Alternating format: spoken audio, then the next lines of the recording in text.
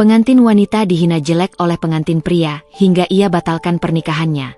Saat itu juga pria kaya raya ini gantikan posisi sang calon pengantin pria.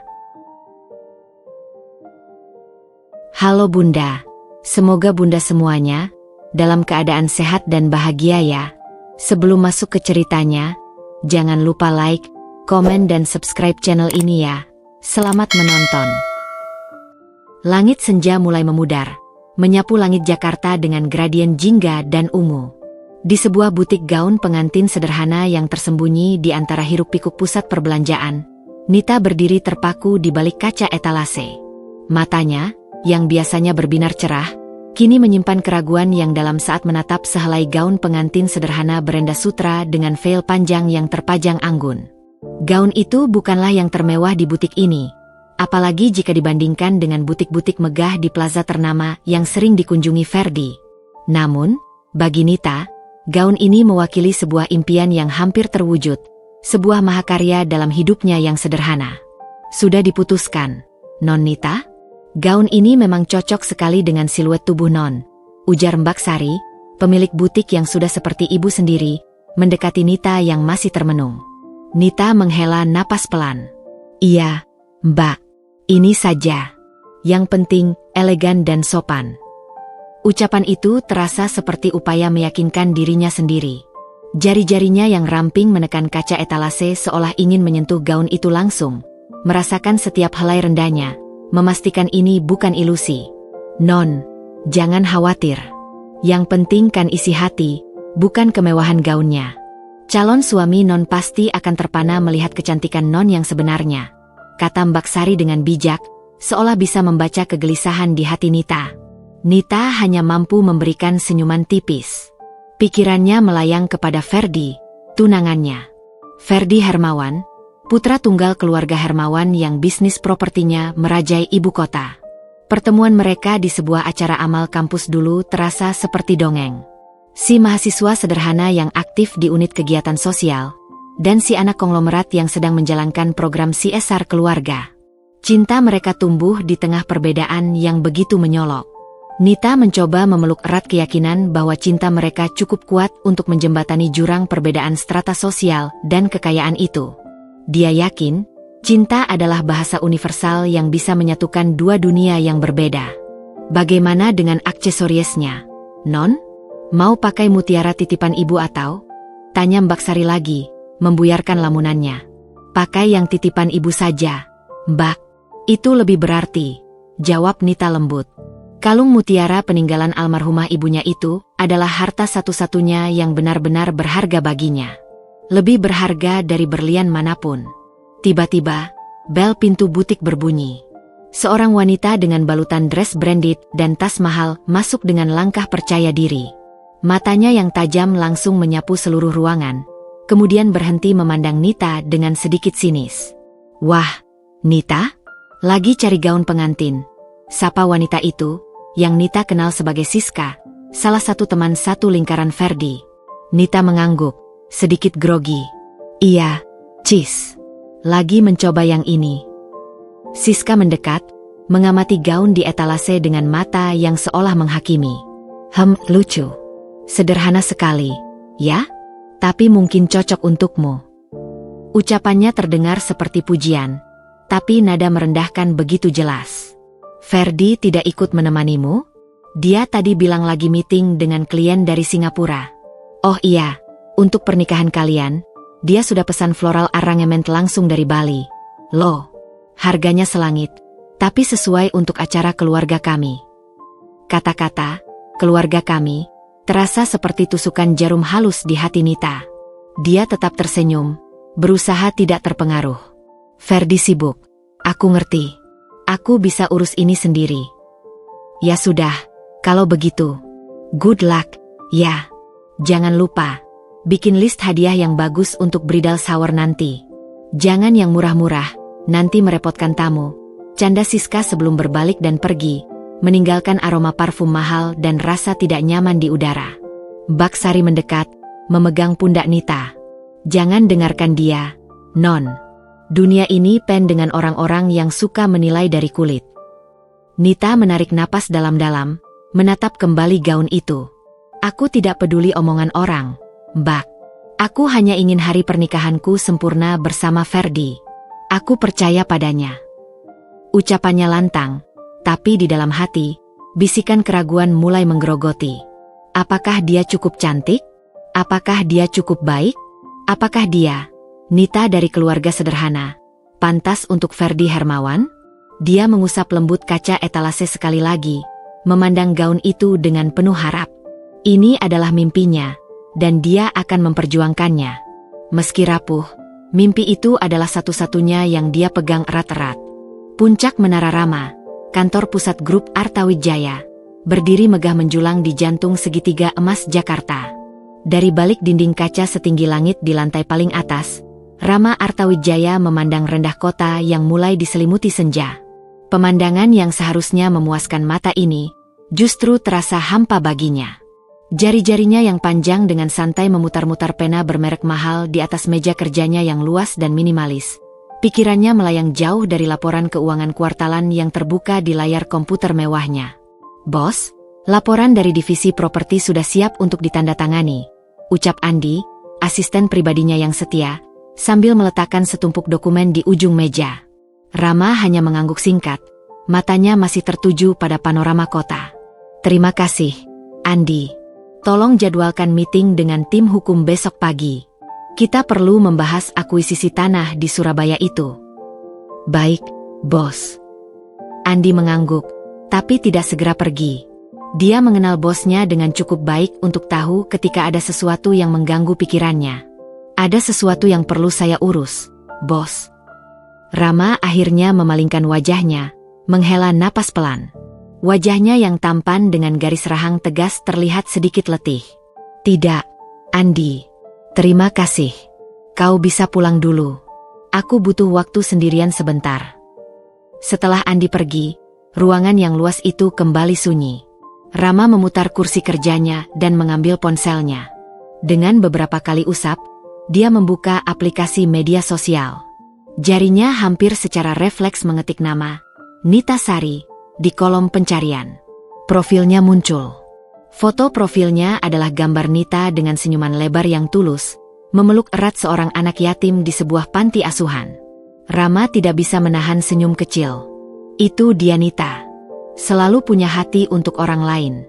Dia menggeser layar, dan hatinya berhenti sebentar. Di sana, terpampang sebuah undangan digital pernikahan. Desainnya elegan, dengan tulisan, Nita Sari Ferdi Hermawan, berhiaskan ornamen emas. Rasanya seperti sebuah pukulan di ulu hatinya. "Sudah resmi, ya?" Gumamnya lirih pada diri sendiri, suaranya hampir tak terdengar di ruangan yang hening. Matanya menatap foto Nita di undangan itu.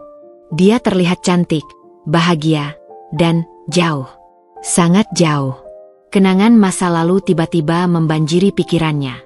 Mereka bersahabat sejak kuliah.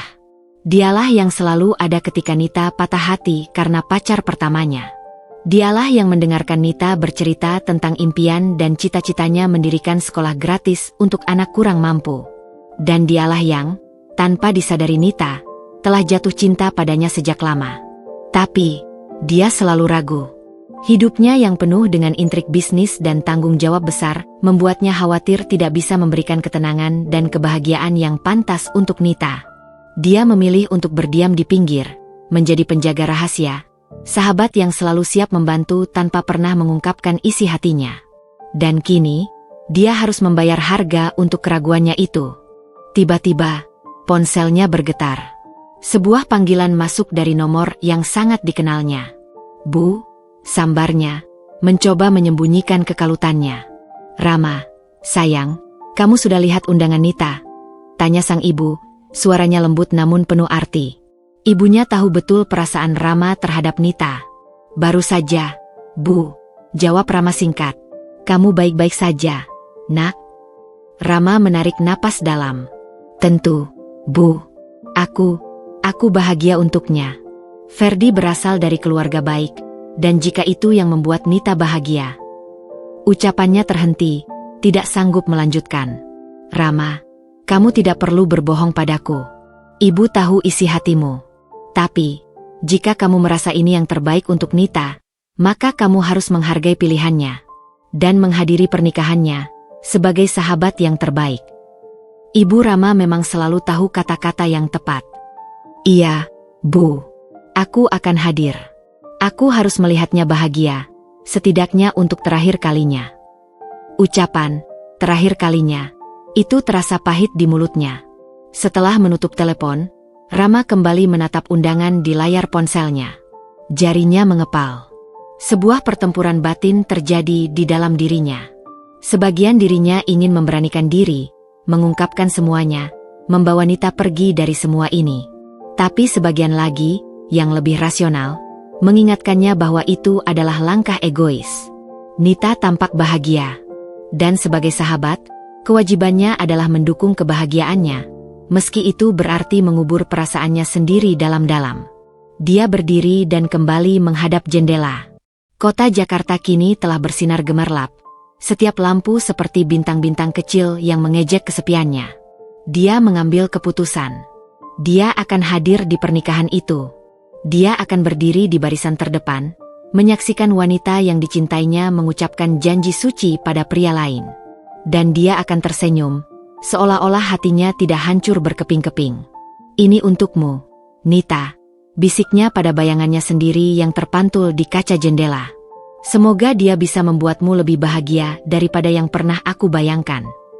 Dia memesan tiket pesawat dan kamar hotel untuk acara itu malam itu juga. Sebuah keputusan yang, tanpa disadarinya, akan mengubah takdir mereka semua. Matahari pagi menyinari teras kecil rumah sederhana milik orang tua Nita di pinggiran Jakarta. Nita duduk di sana, menikmati secangkir teh hangat sambil memandangi tanaman hias ibunya yang mulai bermekaran. Di pangkuannya terbuka laptop yang menampilkan berbagai pilihan dekorasi pernikahan sederhana namun elegan. Seminggu menuju hari H, seharusnya segala sesuatu sudah final. Tapi kenyataannya, justru di minggu-minggu terakhir inilah kegelisahan Nita mulai memuncak. Ponselnya berdering, mengagetkannya. Foto Ferdi tersenyum tampil di layar. Nita segera menyambutnya, berusaha menyembunyikan sedikit kecemasan di suaranya. Halo, sayang. Nit, gue lagi di jalan nih. Meeting pagi ini dibatalkan. Lu di mana? Suara Ferdi terdengar datar, tanpa sapaan hangat seperti biasa. Aku di rumah, lagi lihat-lihat dekorasi untuk. Dengar, gue baru ingat, potong Ferdi, tanpa memberi Nita kesempatan menyelesaikan kalimatnya. Catering yang lo pilih kemarin itu, yang prasmanan ala resto kaki lima itu, gue rasa kurang cocok. Gue udah telepon Kempinski, mereka bisa handle. Menu fusion, lebih cocok untuk tamu-tamu gue. Nita terdiam sejenak, mencoba memilih kata-kata. Tapi, sayang, catering itu punya temanku, Mbak Ani. Harganya juga lebih terjangkau, dan rasanya enak. Kita kan sudah setuju dari dulu untuk memprioritaskan yang. Prioritaskan apa, Nit? Suara Ferdi mulai terdengar kesal. Ini pernikahan kita, bukan arisan RT. Gue gak mau malu di depan partner bisnis dan keluarga besar gue.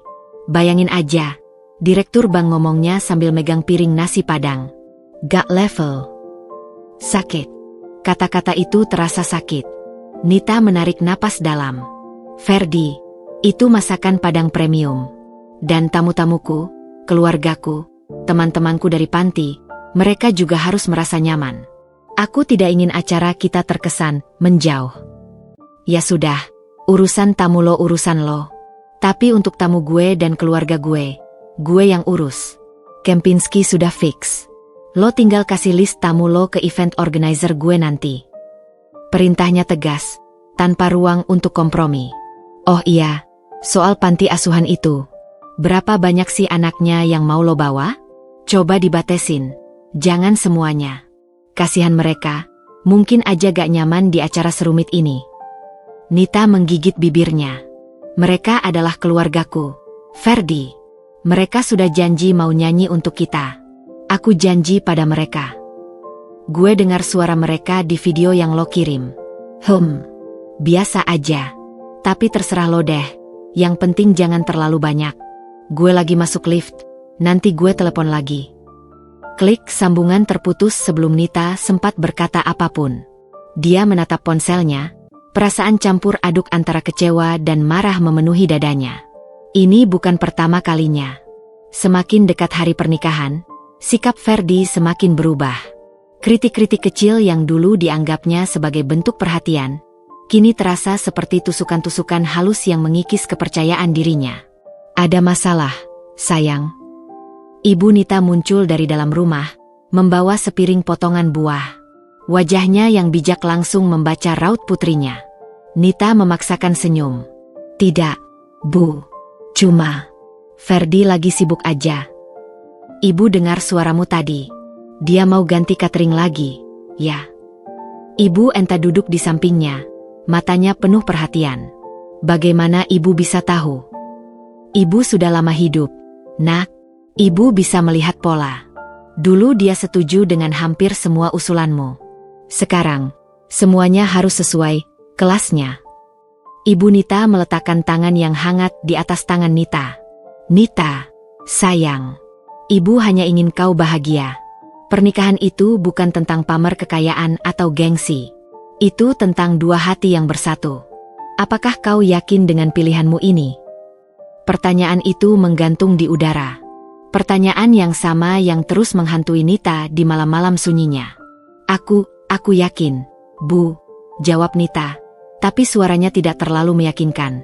Ferdi hanya sedang stres karena tekanan pekerjaan dan persiapan pernikahan. Semua akan baik-baik setelah ini semua selesai.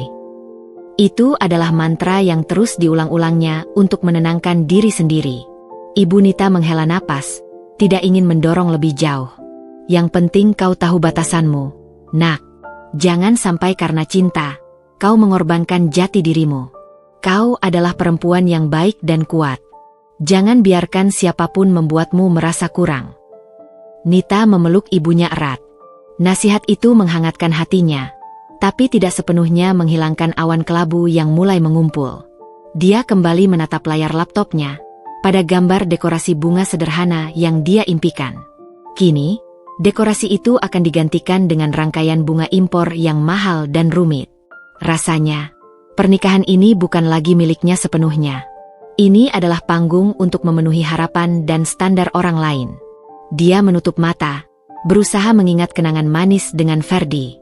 Tapi yang terlintas justru adalah raut wajahnya yang mencibir saat pertama kali bertemu dengan teman-teman Nita dari panti asuhan. Awan kelabu di hatinya semakin pekat, membawa serta pertanyaan yang menakutkan.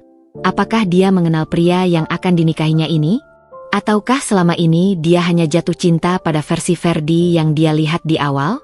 Sore itu, langit di atas Jakarta memancarkan warna jingga keemasan yang menenangkan, namun suasana di ruang tamu rumah keluarga Nita justru dipenuhi ketegangan yang hampir teraba. Ibu Nita, seorang janda yang telah membesarkan Nita sendirian dengan berjualan kue, duduk di sofa kesayangannya yang sudah usang namun terawat dengan baik. Matanya, yang biasanya berbinar dengan kebijaksanaan dan ketabahan, hari ini menyimpan kerisauan yang dalam. Dia menyaksikan putri satu-satunya itu mondar-mandir sambil memegang ponsel. Wajahnya muram setelah kembali menerima telepon dari Ferdi yang membatalkan janji mereka untuk bertemu malam ini. Alasan yang kesekian kalinya. Nita, sayang, panggil Ibu Nita dengan suara lembut, memecah kesunyian. Ayo duduk sebentar di sini, dekat ibu. Nita menghela napas panjang, lalu menuruti permintaan ibunya. Badannya terlihat lelah, bukan hanya secara fisik, tetapi juga mental. Iya, Bu, ada yang perlu dibicarakan. Ibu Nita mengambil tangan Nita yang dingin, mengusapnya dengan penuh kasih. Ibu perhatikan akhir-akhir ini kamu sering sekali sedih. Setiap kali habis bicara dengan Ferdi, wajahmu menjadi suram. Ibu khawatir, Nak. Nita mencoba tersenyum, namun gagal. Tidak apa-apa, Bu. Ferdi hanya sedang sangat sibuk. Persiapan pernikahan dan pekerjaannya menumpuk. Aku harus lebih memahami. Ibu mengerti kesibukannya, Nita. Tapi, apakah kesibukan itu harus membuatnya terus-menerus mengkritik pilihanmu? Ibu dengar dia memaksakan catering mewah, mengganti dekorasi yang sudah kamu rancang, bahkan membatasi jumlah tamu dari panti asuhanmu. Suara Ibu Nita tetap tenang, namun setiap kata diucapkan dengan penuh keyakinan. Pernikahan adalah tentang dua keluarga yang menyatu, nak. Bukan tentang satu pihak yang menyerahkan segalanya pada pihak lain. Nita menunduk, mempermainkan ujung bajunya. Dia bilang itu untuk kebaikan kita, Bu. Agar kita tidak dipandang rendah oleh tamu-tamunya yang berasal dari kalangan atas. Dan apakah kamu merasa rendah, Nita? Tanya Ibu Nita, menatap putrinya tajam. Kita mungkin tidak kaya, nak. Tapi kita punya harga diri dan prinsip yang tidak ternilai. Ibu telah membesarkanmu untuk menjadi perempuan yang mandiri, punya pendirian, dan berhati mulia. Jangan sampai semua itu terkikis hanya untuk memenuhi standar orang lain. Nita terdiam. Kata-kata ibunya menyentuh bagian terdalam hatinya, bagian yang selama ini dia coba tutupi dengan berbagai pembenaran. Tapi, aku mencintainya, Bu. Dan dia juga mencintai aku. Dia sudah melamarku, menerima kita apa adanya. Ucapannya terdengar seperti upaya terakhir untuk membela pilihannya.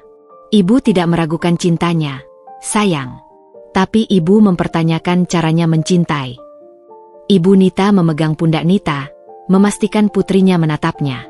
Cinta yang sejati tidak akan membuatmu terus-menerus merasa kurang. Cinta yang tulus tidak akan memaksakan kehendaknya dan mengabaikan perasaanmu. Ibu khawatir, Ferdi mencintaimu, atau dia mencintai ide tentang dirimu, perempuan sederhana yang bisa dia bentuk sesuai dengan keinginannya. Bu, itu tidak adil untuk Ferdi, bantah Nita, sedikit membangkang. Dia baik padaku. Dia memberiku perhatian, hadiah. Hadiah dan perhatian materi itu mudah diberikan, Nita. Yang sulit adalah memberi rasa hormat, pengertian, dan penerimaan tanpa syarat. Ibu Nita menarik napas dalam. Ibu hanya ingin kamu mempertimbangkan sekali lagi. Masuklah ke pernikahan ini dengan mata terbuka lebar, bukan hanya dengan hati yang berdebar-debar. Dengarkan nalurimu. Jika ada sesuatu yang terasa tidak benar, jangan diabaikan. Nita memandangi wajah ibunya yang penuh kerutan akibat kerasnya kehidupan. Dia tahu, setiap kata yang diucapkan ibunya berasal dari pengalaman dan kasih sayang yang tulus. Tapi di sisi lain, hatinya sudah terlanjur terikat pada Ferdi. Dia telah membayangkan masa depan mereka, telah berinvestasi begitu banyak perasaan dan energi untuk hubungan ini. Aku akan baik-baik saja, Bu. Aku percaya padanya. Mungkin ini hanya fase stres saja. Setelah menikah nanti, semuanya akan kembali normal. Nita memeluk ibunya erat, seolah mencari kekuatan dari pelukan itu. Aku tahu ibu mengkhawatirkanku, tapi izinkan aku untuk menjalani pilihanku ini. Ibu Nita membalas pelukan putrinya, menepuk-nepuk punggung Nita dengan lembut. Di balik senyumnya, ada rasa khawatir yang masih menggelayuti hatinya. Dia bisa melihat bayangan kepedihan di mata Nita, sebuah peringatan yang sayangnya, sekali lagi, diabaikan. Baiklah, nak. Ibu akan selalu mendukungmu, apapun keputusanmu. Tapi ingat, rumah ini akan selalu menjadi tempatmu kembali. Selamanya. Pelukan mereka berlangsung lama, seolah Ibu Nita ingin memagari putrinya dari semua luka yang mungkin akan datang. Sayangnya, bahkan pagar terkuat pun kadang tidak mampu menahan badai yang sudah ditakdirkan untuk datang. Matahari pagi menyingsing di ufuk timur, menebarkan cahaya keemasan yang seharusnya menandai hari terindah dalam hidup Nita. Namun, di kamar tidurnya yang sederhana, suasana justru dipenuhi oleh ketegangan yang hampir bisa dirabakan. Nita duduk di depan meja rias, memandangi bayangannya sendiri di cermin. Wanita yang terpantul itu memakai gaun pengantin sutra berenda yang dulu pernah dia tatap dengan penuh harap di etalase butik. Gaun itu memang cantik, sederhana, dan elegan, persis seperti yang dia impikan. Tapi mengapa dia tidak merasakan getaran kebahagiaan yang seharusnya menyertai? Kau terlihat sangat cantik, sayang, bisik Ibu Nita dari pintu, matanya berkaca-kaca. Tapi di balik kebanggaan itu, Nita bisa melihat secercah kecemasan yang masih tersisa di sorot mata ibunya. Nita memaksakan senyum. Terima kasih, Bu. Suaranya terdengar datar, bahkan di telinganya sendiri. Tiba-tiba, ponselnya bergetar di atas meja. Foto Ferdi tersenyum tampil di layar.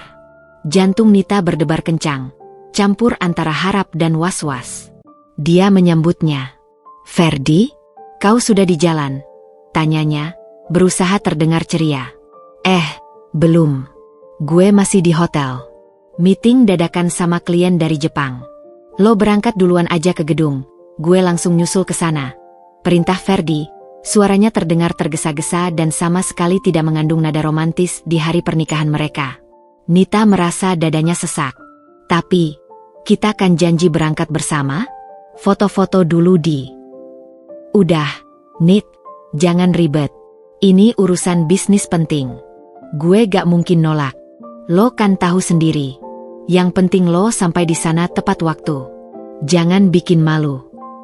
Klik sambungan kembali terputus sepihak. Nita menatap ponselnya yang kini gelap. Air mata akhirnya menetes, merusak riasan wajahnya yang sudah dipersiapkan dengan susah payah sejak subuh. "Nita." Ibu Nita mendekat, wajahnya berkerut khawatir.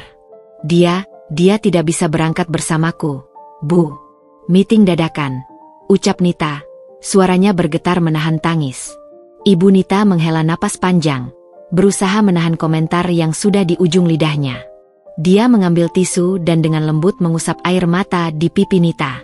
"Sudah, jangan ditangisi. Yang penting nanti dia datang. Ayo, kita berangkat. Mbak Sari dan teman-temanmu dari panti sudah menunggumu di gedung." Di sisi lain kota, di sebuah suite mewah Hotel Bintang 5, Rama sudah siap dengan setelan jas Armaninya yang berwarna navy blue. Dia berdiri di depan kaca, mencoba untuk terlihat biasa saja, padahal hatinya bagai diaduk-aduk. Andi, asistennya, sudah menunggu di lobi untuk mengantarnya ke gedung pernikahan. "Bos, mobil sudah siap," lapor Andi melalui telepon. "Baik, aku segera turun," jawab Rama, suaranya datar. Dia mengambil napas dalam-dalam. "Hari ini, kau hanya akan menjadi tamu. Seorang sahabat. Lupakan semua perasaan bodoh ini," gumamnya pada bayangannya sendiri di cermin. Tapi semakin dia berusaha melupakan, semakin kuat ingatannya akan senyum Nita, tawanya, dan kebaikan hatinya yang tulus menghantam dirinya. Gedung pernikahan itu benar-benar mewah, persis seperti yang diinginkan Ferdi. Bunga-bunga impor berjejer, orkestra memainkan musik klasik, dan pelayan berseragam putih sibuk melayani tamu-tamu yang sudah mulai berdatangan. Nuansa putih dan emas mendominasi, terlihat glamor dan tidak personal. Nita merasa seperti seorang penyusup di pesta orang lain. Dia menunggu di ruang khusus, memegang buket bunganya dengan erat. Teman-temannya dari panti asuhan, yang sudah berdandan rapi, mencoba menghiburnya dengan cerita-cerita lucu, tapi kegelisahan Nita tidak juga hilang. Setiap kali pintu terbuka, dadanya berdebar, berharap itu adalah Ferdi. Tapi yang datang selalu orang lain. "Di mana calon suamimu, Nita?" tanya seorang sepupu Ferdi yang datang lebih awal, dengan nada sedikit menyindir. "Jangan-jangan kabur, ya?" Nita memaksakan senyum tipis. Dia sedang meeting penting. Sebentar lagi sampai. Waktu terus berlalu. Jam menunjukkan pukul 10. Padahal akad seharusnya dimulai pukul 10.30. Ferdi masih belum juga muncul, dan ponselnya sudah tidak bisa dihubungi. "Nita, tenang. Tarik napas dalam-dalam," bisik Sari, temannya dari panti, memegangi tangan Nita yang dingin. "Ada yang tidak beres, Sar." "Aku bisa merasakannya," bisik Nita, suaranya lirih dan penuh ketakutan. Di luar, Rama sudah tiba. Dia disambut oleh suasana megah yang justru membuatnya semakin tidak nyaman. Matanya mencari-cari Nita, tapi yang dia temui adalah wajah-wajah orang asing yang terlihat lebih tertarik pada kemewahan acara daripada kebahagiaan mempelai. Dia memilih duduk di barisan depan, seperti yang dia janjikan pada dirinya sendiri. Hatinya berdebar kencang, bukan karena bahagia, tapi karena firasat buruk yang sama sekali tidak bisa dia jelaskan. Pintu ruang utama terbuka, dan para tamu mulai dipersilakan masuk. Orkestra mulai memainkan lagu prosesional. Saatnya tiba. Ibu Nita memasuki ruangan Nita. Wajahnya pucat. "Nita, sayang. Ferdi sudah sampai." Tapi, dia terlihat aneh. Marah. Nita berdiri, lututnya terasa lemas. Apa yang terjadi, Bu?" "Ibu tidak tahu. Tapi, Bersiaplah, nak. Apapun yang terjadi, ibu ada di sini untukmu. Dengan jantung yang berdebar kencang bagai hendak melompat dari dada, Nita mengambil napas dalam-dalam. Dia memandangi bayangannya sendiri di cermin sekali lagi. Dia mengenakan gaun impiannya, berdandan cantik, tapi di dalam, dia hanyalah seorang wanita yang ketakutan, berdiri di tepi tebing, menunggu untuk didorong jatuh oleh pria yang katanya mencintainya. Dia melangkah keluar dari ruangan, menuju Aisley yang menghampar di depannya. Sorotan kamera menyilaukan, musik berkumandang, dan semua mata tertuju padanya. Tapi di ujung Aisley itu, yang dia lihat bukanlah senyuman hangat Ferdi, melainkan raut wajahnya yang masam dan penuh cibir. Firasatnya selama ini ternyata benar. Hari yang dinantinya ini akan berubah menjadi mimpi buruk terburuk dalam hidupnya. Setiap langkah Nita menyusuri Aisley yang berhiaskan kelopak mawar merah muda terasa bagaikan berjalan di atas pecahan kaca. Musik orkestra yang mengalun lembut seolah terdengar sayup-sayup, tertutup oleh deru debaran jantungnya sendiri yang bergemuruh di telinga. Sorotan kamera dari berbagai sudut menyilaukan, namun yang bisa dilihatnya dengan jelas hanyalah sosok Ferdi yang berdiri kaku di ujung altar, mengenakan setelan jas putih yang sempurna, tapi dengan raut wajah yang sama sekali tidak mencerminkan kebahagiaan. Dari barisan depan, Rama menahan napas. Nita tampak seperti vision of an angel, sempurna, cantik, dan rapuh. Namun nalurinya berteriak bahwa ada sesuatu yang sangat salah. Dia mengepalkan tangannya, kuku-kukunya menancap di telapak tangan. Sesampainya di altar, Nita memandang Ferdi dengan harapan kecil di sudut hatinya, berharap semua kekakuan dan keanehan ini hanya karena demam panggung. Dia mencoba tersenyum, sebuah upaya terakhir untuk mencairkan suasana. Tapi sebelum sang pendeta membuka mulut, Ferdi tiba-tiba menyambar mikrofon yang seharusnya digunakan untuk mengucapkan janji suci. Suara riuh rendah tamu undangan yang berbisik-bisik langsung lenyap seketika, berganti dengan keheningan yang menegangkan dan penuh antisipasi. Semua mata tertuju pada Ferdi. "Bapak-bapak, ibu-ibu, para tamu undangan yang saya hormati," kata Ferdi, suaranya dingin dan datar, tanpa sedikit pun emosi. "Sebelum acara ini dimulai, ada sesuatu yang harus saya sampaikan. Sesuatu yang sudah terlalu lama saya pendam." Nita membeku. Darahnya seolah berhenti mengalir. Ferdi," bisiknya lemah, suaranya hampir tak terdengar. "Apa yang kau lakukan?" Ferdi mengabaikannya sama sekali. Dia memandang Nita dari ujung kepala hingga ujung kaki, dengan pandangan penuh cibir dan jijik, seolah Nita adalah sesuatu yang menjijikkan yang menghalangi langkahnya. "Dari awal," lanjut Ferdi, suaranya kini semakin lantih dan penuh kebencian, "saya sebenarnya ragu untuk melanjutkan hubungan ini. Tapi saya pikir, mungkin saya bisa memberinya kesempatan. Mungkin dia bisa berubah." Air mata mulai menggenang di mata Nita. Getaran ketakutan menjalar di seluruh tubuhnya. "Tapi lihatlah," hardik Ferdi tiba-tiba, menunjuk ke arah Nita yang semakin mengecil. "Lihatlah calon istri saya ini. Jelek. Tidak pantas berdiri di samping saya. Gaun pengantinnya yang murahan itu seperti cerminan dari keluarganya yang rendahan. Saya tidak tahan lagi." Ruangannya senyap sejenak, lalu riuh rendah bisikan dan teriakan ketidakpercayaan memenuhi udara.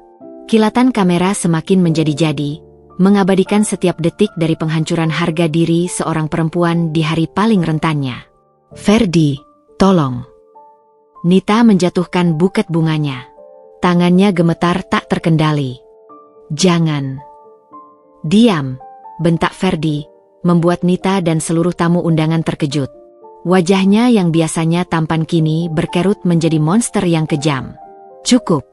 Saya sudah muak dengan sandiwara ini. Saya tidak bisa menikahi perempuan jelek dan miskin sepertimu. Pernikahan ini dibatalkan." Dengan gerakan dramatis, Ferdi melepas boutoniere dari jasnya dan melemparkannya ke arah Nita. Bunga kecil itu menghantam dada Nita sebelum jatuh ke lantai, terinjak-injak. "Kau pikir kau siapa?" Ferdi menyeringai, mendekati Nita yang sudah nyaris pingsan. "Kau dan keluargamu hanya ingin menaikkan status sosial dengan menikahiku. Keterlaluan sekali orang tuamu membiarkanmu berdiri di sini dengan percaya diri seperti ini." Itu adalah pukulan terakhir. Nita tidak bisa lagi menahan diri. Air matanya meleleh deras, menghapus riasan wajahnya yang sudah dipersiapkan sejak pagi. Rasa malu, sakit, dan penghinaan itu begitu dalam, menggores luka yang mungkin tak akan pernah sembuh. Dunia di sekelilingnya berputar. Dia merasa lemas, kakinya tak lagi mampu menopang tubuhnya. Dia terjatuh ke lantai, gaun putihnya yang indah kini terlihat seperti kain kafan untuk harga dirinya yang sudah mati. Dari kejauhan, teriakan Ibu Nita yang panik terdengar, tapi seolah berasal dari ruangan yang berbeda. Nita menutup matanya, berharap ini semua hanya mimpi buruk yang akan segera berakhir. Tapi ini nyata, sangat nyata.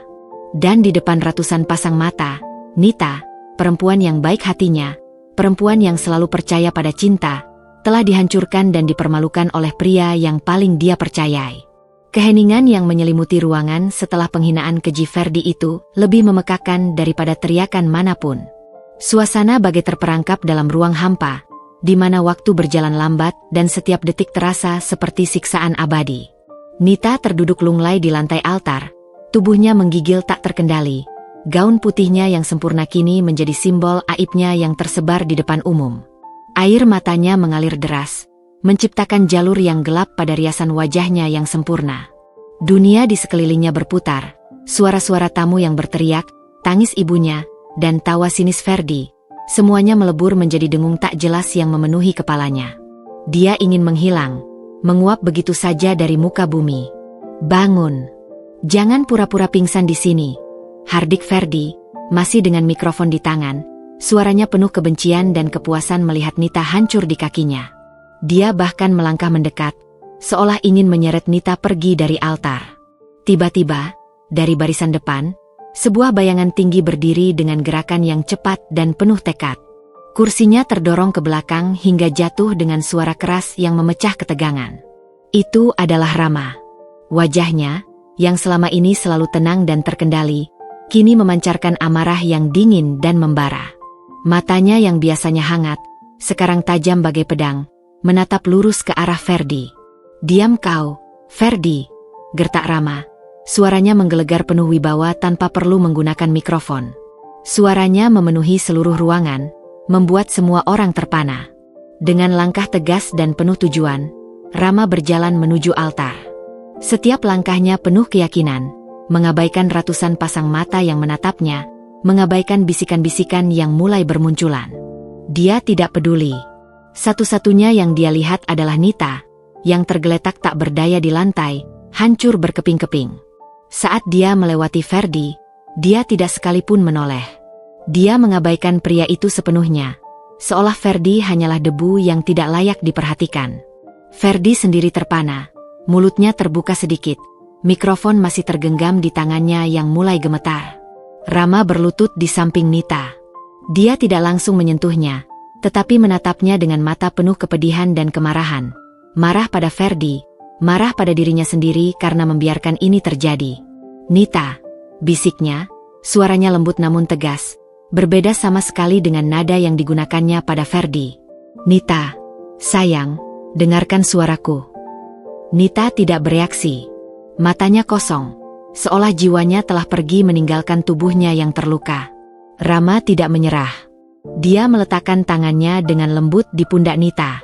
Sentuhan itu hangat, stabil, dan penuh perlindungan. "Nita, aku di sini. Tidak ada yang akan menyakitimu lagi. Aku janji." Pelan-pelan, Nita mengangkat wajahnya. Air mata terus mengalir deras di pipinya yang pucat. Matanya yang merah dan bengkak bertemu dengan mata Rama yang penuh keteguhan. Rama," gumamnya, suaranya serak dan hancur. Aku malu." "Tidak, sayang.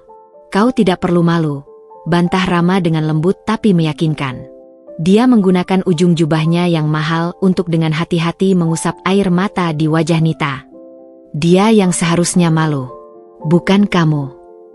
Dia kemudian membuka jaket jas navy blue-nya dan meletakkannya di pundak Nita yang menggigil, menutupi gaun pengantinnya yang kini terasa seperti aib. Gerakan itu simbolis, sebuah perlindungan, sebuah klaim bahwa dia akan melindunginya dari sekarang. Barulah kemudian, Rama berdiri dan menghadap Ferdi. Postur tubuhnya tegak, bahu membusung, dan tatapannya seperti bisa membunuh. Perbedaan antara kedua pria itu begitu mencolok. Satu penuh kebencian dan kekecilan, satu lagi penuh wibawa dan kekuatan. Dengan segala hormat kepada tamu undangan, kata Rama, kali ini suaranya terdengar jelas di seluruh ruangan meski tanpa mikrofon. Acara pernikahan ini tidak dibatalkan. Semua orang terkesima. Bisikan-bisikan semakin menjadi. Kamera-kamera kembali berkedip, mengarah pada Rama. Kau tidak punya hak untuk bicara di sini, Rama. Sergah Ferdi akhirnya menemukan suaranya kembali. Ini urusanku dan si perempuan itu. Rama tidak langsung menjawab. Dia mengambil langkah mendekat ke arah Ferdi. Meskipun tinggi badan mereka hampir sama, keberadaan Rama terasa jauh lebih besar, lebih mengintimidasi. Hak? Ulang Rama, suaranya rendah dan berbahaya. Hak? Kau bicara tentang hak setelah menghancurkan seorang perempuan di depan umum? Setelah melukai hati yang paling tulus yang pernah kau miliki. Dia berdiri hanya beberapa senti dari Ferdi sekarang. Kau tidak pantas menyentuhnya, Ferdi. Kau tidak layak bahkan untuk menyebut namanya. Kau menghina Mutiara hanya karena kau buta. Ferdi terlihat goyah, wajahnya memerah karena gabungan rasa malu dan marah. Dia ingin membalas, tapi kata-katanya tercekat di tenggorokan melihat intensitas di mata Rama. Rama memungut mikrofon yang jatuh dari tangan Nita tadi. Dia tidak takut. Dia tidak ragu. Saat ini, di puing-puing penghancuran harga diri seorang wanita, sebuah tekad baru lahir. Sebuah tekad untuk memperbaiki, melindungi, dan mencintai. Ruang ballroom hotel mewah itu bagaikan sebuah panggung sandiwara raksasa yang sedang mengalami klimaks tak terduga. Udara terasa berat, dipenuhi dengan emosi yang bertolak belakang. Rasa malu, kemarahan, keterkejutan, dan sebuah harapan baru yang mulai tumbuh di tengah puing-puing kehancuran. Semua mata tertuju pada sosok Rama yang berdiri tegak di altar. Mikrofon tergenggam di tangannya dengan penuh keyakinan.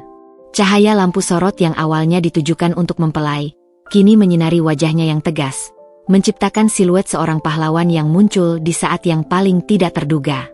Ferdi masih berdiri beberapa langkah darinya, wajahnya pucat dan bingung. Seperti seorang penjahat yang baru saja disadarkan oleh akibat perbuatannya sendiri. Tapi Rama tidak lagi mempedulikannya. Ferdi sudah bukan ancaman lagi. Dia hanyalah bayangan yang segera terlupakan. Dengan suara yang dalam, jernih, dan penuh wibawa yang memenuhi setiap sudut ruangan tanpa perlu berteriak, Rama mulai berbicara. Bapak-bapak, ibu-ibu, para tamu undangan yang saya hormati. Dia jeda sejenak, matanya menyapu seluruh hadirin, seolah menantang siapapun untuk menyela. Tidak ada yang berani. Bahkan para fotografer yang biasanya agresif, kini dia mematung, terpana oleh momentum bersejarah ini. Acara hari ini, lanjut Rama, kata-katanya terukur dan penuh makna, tidak dibatalkan. Gemuruh suara riuh rendah seketika memenuhi ruangan. Terdengar teriakan ketidakpercayaan, tapi juga beberapa tepuk tangan yang bersemangat. Apa yang kau katakan, Rama? Sergah Ferdi akhirnya menemukan keberaniannya kembali. Ini sudah selesai. Aku yang membatalkannya. Rama memalingkan wajahnya ke arah Ferdi untuk pertama kalinya sejak tadi. Tatapannya dingin, penuh penghakiman. Kau tidak punya kuasa untuk membatalkan sesuatu yang tidak pernah benar-benar milikmu, Ferdi. Yang kau batalkan adalah ilusimu sendiri, bukan pernikahan sejati. Dia tidak memberi kesempatan pada Ferdi untuk membalas. Rama berpaling lagi ke para tamu, lalu perlahan menunduk, berjongkok di depan Nita yang masih terduduk lemah di lantai, wajahnya tersembunyi di balik tangannya yang gemetar. Dengan suara yang tiba-tiba menjadi sangat lembut, sangat personal, hanya untuknya, Rama berkata, Nita. Nita perlahan mengangkat wajahnya. Mata yang bengkak dan penuh air mata itu memandangnya, penuh kebingungan dan rasa sakit yang dalam.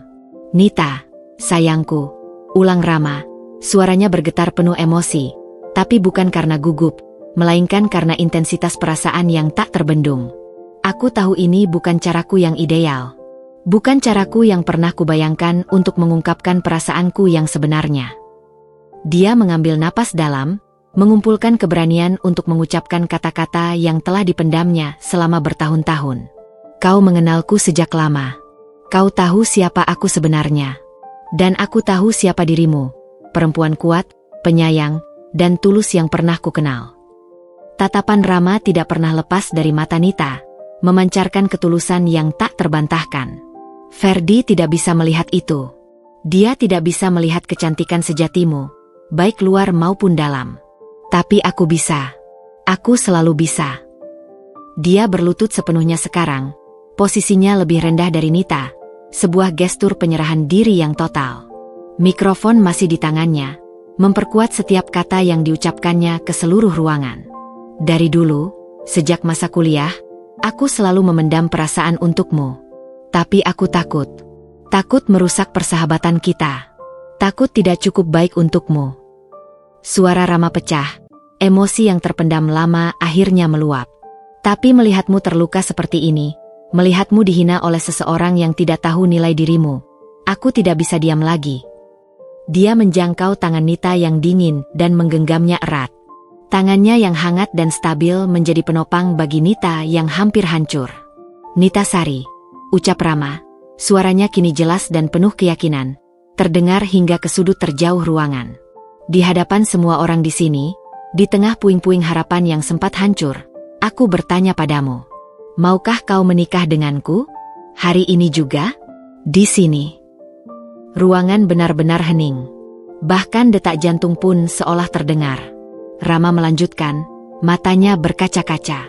Aku janji akan menghargaimu, melindungimu, dan mencintaimu seperti ratu yang selalu kau impikan.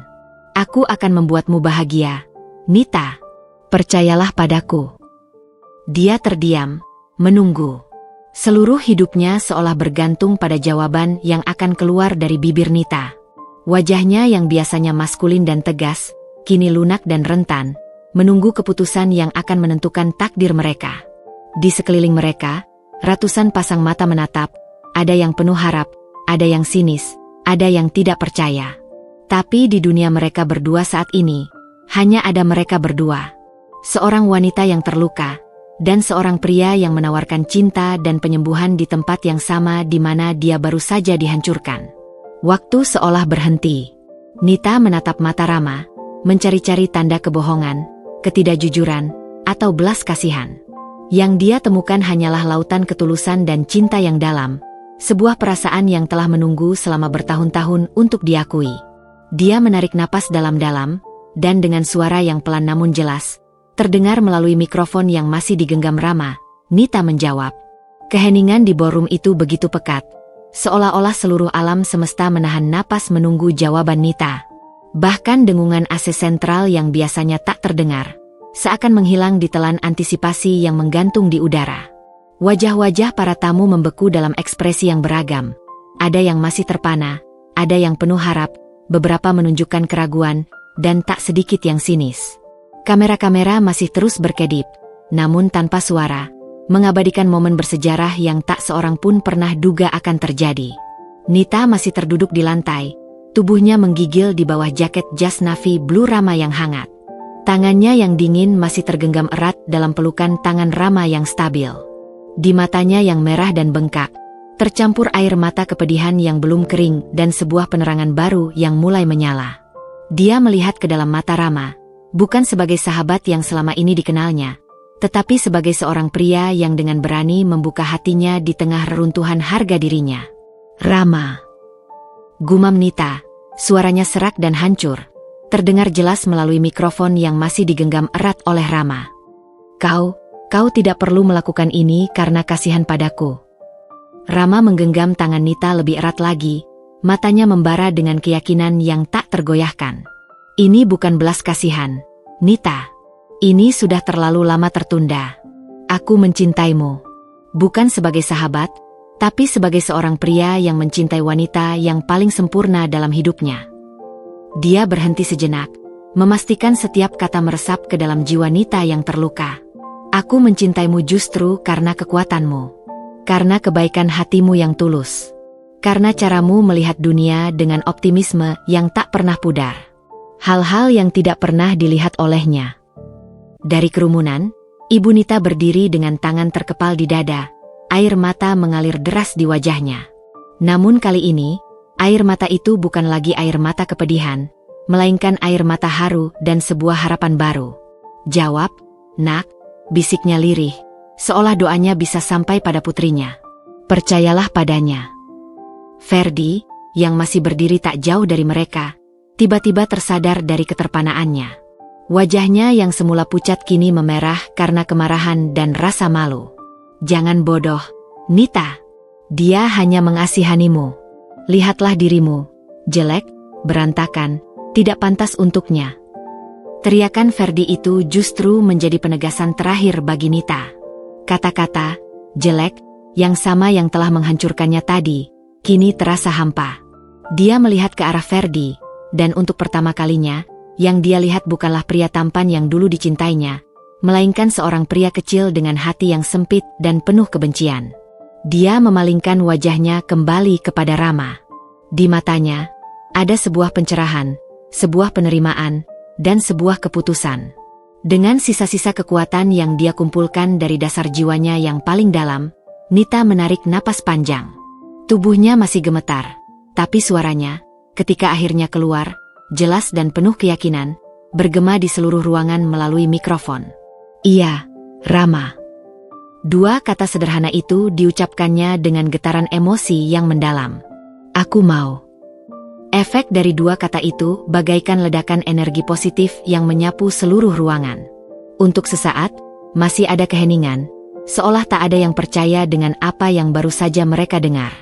Kemudian, sebuah tepuk tangan tunggal terdengar dari barisan tempat duduk Ibu Nita.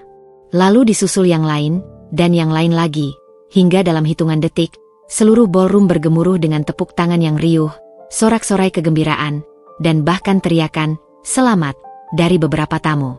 Rama, yang wajahnya sempat tegang menunggu, kini tersenyum. Sebuah senyum lega, bahagia, dan penuh cinta yang tak terbendung. Tanpa ragu, dia menarik Nita ke dalam pelukannya, erat, seolah ingin melindunginya dari seluruh dunia. Nita membalas pelukan itu, menangis lagi, tapi kali ini air matanya adalah air mata kelegaan dan sebuah awal yang baru. Dengan kekuatan yang diberikan hukum dan restu dari keluarga, suara pendeta tiba-tiba terdengar, mengambil alih mikrofon dari Rama dengan senyum memahami, dan melihat bahwa kedua mempelai sepakat, maka dengan ini saya nyatakan dapat melanjutkan akad nikah antara Rama Artawijaya dan Nita Sari. Ferdi berdiri terpaku, wajahnya pucat pasi, menyaksikan bagaimana dalam sekejap, wanita yang baru saja dihinanya menjadi pusat kebahagiaan dengan pria lain. Dia terseduh, lalu berbalik dan melarikan diri dari ballroom, meninggalkan pesta yang bukan lagi miliknya. Sementara itu, di atas panggung, di tempat yang sama di mana Nita dihancurkan, dia kini dibangkitkan. Sebuah, ia, telah mengubah segalanya. Mengubah aib menjadi harapan, mengubah kepedihan menjadi cinta, dan mengubah akhir yang tragis menjadi awal yang penuh janji. Kekacauan yang sempat menyelimuti ballroom hotel mewah itu seolah tersapu bersih oleh sebuah energi baru yang penuh keajaiban. Setelah jawaban, "Iya," dari Nita bergema di seluruh ruangan, suasana berubah drastis dari tegang dan mencekam menjadi penuh keharuan dan sukacita. Para tamu yang tadinya duduk membeku dalam keterkejutan, kini berdiri memberikan tepuk tangan yang meriah, beberapa bahkan menitikan air mata haru menyaksikan kejadian yang begitu dramatis dan penuh perasaan. Rama masih berlutut di hadapan Nita, kedua tangannya menggenggam erat tangan Nita yang sudah tidak lagi gemetar. Matanya yang berkaca-kaca memandangi wanita di hadapannya dengan penuh rasa syukur dan cinta yang tak terhingga. "Terima kasih, Bisa Prama," suaranya serak oleh emosi. "Terima kasih sudah mempercayaiku." Nita mengangguk pelan. Senyum kecil pertama kali sejak tadi muncul di bibirnya yang masih bergetar. "Terima kasih sudah datang untukku." Dari kerumunan tamu, Ibu Nita bergegas mendekati altar. Wajahnya basah oleh air mata namun bersinar dengan kebahagiaan. "Nita, Rama," panggilnya sambil membuka pelukan lebar-lebar. Nita segera berdiri dan berpelukan erat dengan ibunya. "Ibu, maafkan aku," bisiknya di bahu ibu. "Tidak, sayang. Ibu yang harus minta maaf karena tidak bisa melindungimu lebih baik," jawab Ibu Nita sambil menatap Rama dengan mata penuh terima kasih. "Rama, terima kasih. Kau telah menyelamatkan putriku." Rama tersenyum hangat. "Justru dialah yang menyelamatkan saya. Bu. Dari kehidupan yang hampa tanpa cintanya. Sementara itu, di sisi lain ruangan, Ferdi berdiri terpaku seperti patung. Wajahnya yang semula merah karena marah kini pucat pasi. Matanya kosong menyaksikan bagaimana adegan yang seharusnya menjadi momen penghinaannya terhadap Nita justru berubah menjadi puncak romantisme yang akan dikenang semua orang. Dia melihat bagaimana Rama dengan lembut membantu Nita berdiri, bagaimana para tamu berduyun-duyun memberikan ucapan selamat, bagaimana kamera-kamera yang seharusnya mengabadikan kehancuran Nita justru memotret kebahagiaannya yang baru. Tidak. Gumam Ferdi lirih, suaranya tertelan sorak-sorai kegembiraan di sekelilingnya. Ini tidak mungkin. Seorang paman Ferdi mendekatinya dengan wajah masam. Pulang, Ferdi. Kau sudah mempermalukan keluarga cukup untuk hari ini. Tapi Ferdi tidak bergerak. Dia terus memandang ke arah altar di mana pendeta sudah bersiap untuk memimpin akad nikah yang baru. Cincin tunangan yang dia lemparkan tadi sudah digantikan oleh sebuah cincin dengan berlian yang jauh lebih indah. Cincin yang sepertinya sudah lama disiapkan Rama di saku jasnya. Tetapi, dia seharusnya. Ferdi bergumam tak karuan. Sudah, cukup, hardik pamannya. Kau telah kehilangan mutiara karena kesombonganmu sendiri. Sekarang, terima dan pulang dengan sisa martabat yang masih kau miliki. Dengan langkah gontai, akhirnya Ferdi berbalik dan meninggalkan ballroom. Tidak ada yang memperhatikannya pergi. Semua perhatian tertuju pada sepasang mempelai baru yang berdiri di altar. Tangan mereka terikat erat, siap memulai babak baru dalam hidup mereka. Di atas panggung, Nita berdiri di samping Rama. Tangannya masih menggenggam erat tangan suaminya yang baru. Ketika pendeta memimpin ulang akad nikah, suaranya yang lantang dan jelas mengucapkan, "Saya terima." Terdengar penuh keyakinan dan kebahagiaan di seluruh ruangan. Setelah pertukaran cincin, Rama tidak langsung mencium mempelainya. Sebaliknya, dia memandang Nita dengan penuh penghormatan. Dengan ini, kau adalah istriku. Aku berjanji akan membuatmu bahagia setiap hari dalam hidup kita. Nita tersenyum, senyum yang tulus dan bahagia untuk pertama kalinya hari itu. Dan aku berjanji akan menjadi istri yang membuatmu bangga. Ketika mereka akhirnya berpelukan, sorak-sorai kegembiraan kembali memenuhi ruangan. Bunga-bunga berhamburan dari berbagai penjuru, kamera-kamera terus berkedip, dan musik pun mulai mengalun lagi. Kali ini dengan lagu yang lebih penuh perasaan dan sukacita. Dari tempatnya berdiri di samping anaknya, Ibu Nita mengusap air matanya. Akhirnya, dia mendapatkan kebahagiaan yang pantas untuknya. Sementara di luar ballroom, Ferdi terduduk di lobi hotel. Kepalanya tertunduk dalam-dalam. Dia baru menyadari betapa bodohnya dia. Telah membuang berlian hanya untuk mencari kerikil. Nita, yang tadi dihinanya jelek dan miskin, kini menjadi nyonya dari salah satu pria terkaya dan paling diidamkan di kota. Di dalam ballroom, pesta pernikahan berlanjut dengan penuh sukacita. Nita, yang tadi terjatuh di lantai dalam kehancuran, kini berdiri dengan bangga di samping suaminya yang baru. Senyum bahagia kembali menghiasi wajahnya. Kali ini lebih tulus karena dia tahu, dia dipilih dan dicintai apa adanya. Sebuah awal yang baru telah dimulai, dibangun dari puing-puing penghinaan, disemen oleh cinta sejati, dan akan diteguhkan oleh saling pengertian dan penghargaan. Fajar menyingsing di atas penthouse mewah Rama dan Nita yang terletak di lantai paling atas menara Artawijaya. Sinar matahari pagi menembus dinding kaca, menyinari interior yang elegan namun nyaman. Nita berdiri di balkon, memandangi kota Jakarta yang perlahan bangun. Gaun pengantinnya sudah diganti dengan setelan piyama sutra yang mewah, tapi di matanya masih tersisa bayang-bayang kejadian kemarin. Namun kali ini, di balik bayangan itu, ada cahaya baru, cahaya penerimaan dan cinta dari Rama yang telah menyelamatkannya dari kehancuran total. "Selamat pagi, Mrs. Artawijaya." Suara Rama yang hangat terdengar dari belakangnya. Dia mendekat dan memeluk Nita dari belakang, mencium lembut puncak kepalanya. Nita tersenyum, menikmati kehangatan pelukan suaminya. "Selamat pagi." Itu masih terdengar aneh di telingaku. "Kau akan terbiasa," bisik Rama. "Dan kau pantas menyandang gelar itu." Senyum bahagia mereka terpancar jelas, mencerminkan kebahagiaan sejati yang mereka rasakan. Tapi dunia luar tidak selalu seindah yang mereka harapkan. Di ruang redaksi salah satu media online ternama, seorang editor muda bernama Ardi duduk terpaku menatap layar komputernya. Di depannya terbuka beberapa foto dari pernikahan spektakuler kemarin. Foto Nita terjatuh di lantai, foto Rama berlutut, foto mereka berpelukan setelah akad nikah. Ini emas, gumamnya pada koleganya, Rina.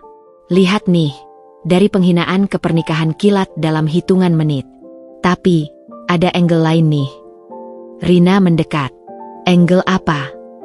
Gue dapat info dari sumber terpercaya, bisik Ardi, meskipun sebenarnya itu dari teman seorang teman yang hadir di acara tersebut. Katanya, ini semua skenario yang direncanakan. Nita dan Rama sudah lama menjalin hubungan, dan mereka sengaja memanfaatkan momen itu untuk menghancurkan Ferdi. Rina mengerutkan kening. Serius? Tapi buktinya. Lihat nih, potong Ardi dengan semangat. Rama datang sendiri, tanpa date. Dia duduk di barisan depan. Dan yang paling mencurigakan, dia langsung punya cincin pengganti. Apa itu tidak menunjukkan bahwa ini semua sudah direncanakan? Tanpa verifikasi lebih lanjut, artikel pun ditulis dengan angle yang sensasional. Judulnya provokatif. Di balik drama pernikahan, skandal terencana atau cinta sejati. Sementara itu, di kediaman keluarga Hermawan, Ferdi duduk murung di ruang keluarganya yang mewah. Ayahnya, Pak Handoko Hermawan, masuk dengan wajah masam, koran digital di tangannya. Lihat ini, hardiknya melemparkan tablet ke hadapan Ferdi. Kau tidak hanya mempermalukan diri sendiri, tapi juga keluarga kita. Sekarang namamu jadi bahan tertawaan seluruh kota. Ferdi menyeringai.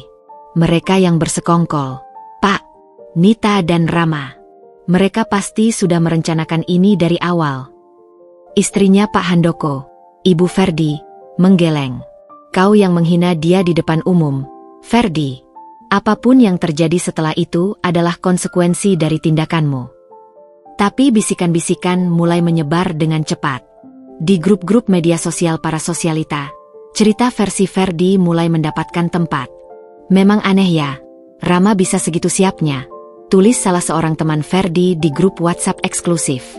Iya, aku dengar dari orang dalam bahwa Nita memang sering ketahuan meeting diam-diam dengan Rama selama dia tunangan sama Ferdi. Tambah yang lain, tanpa bukti yang jelas.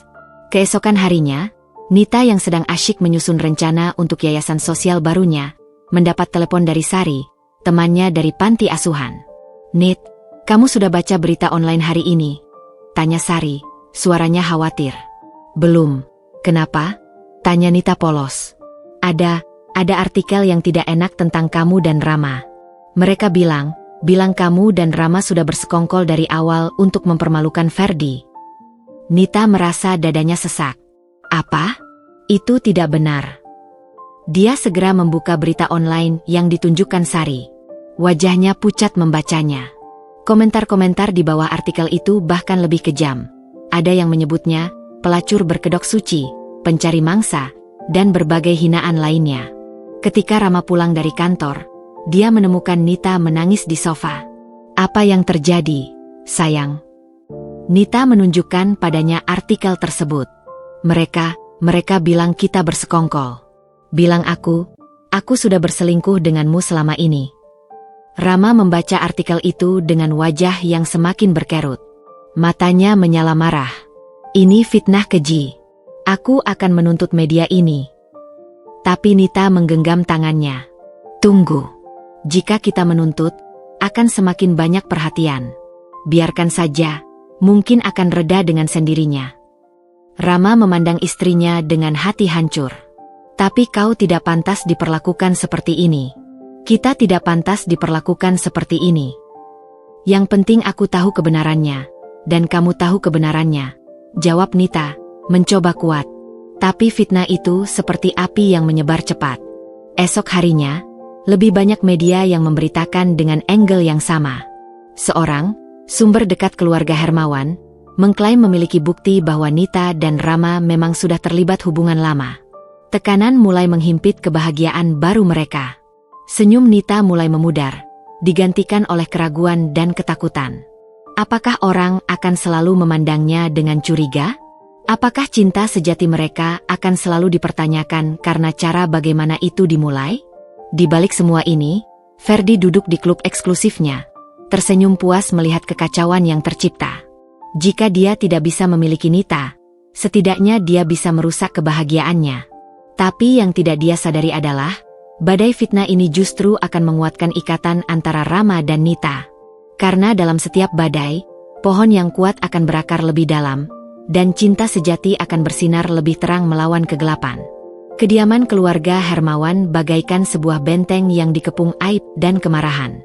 Di ruang kerjanya yang megah dengan panel kayu mahoni dan perabotan antik, Pak Handoko Hermawan berdiri membelakangi putra semata wayangnya, kedua tangan terkepal erat di belakang punggung.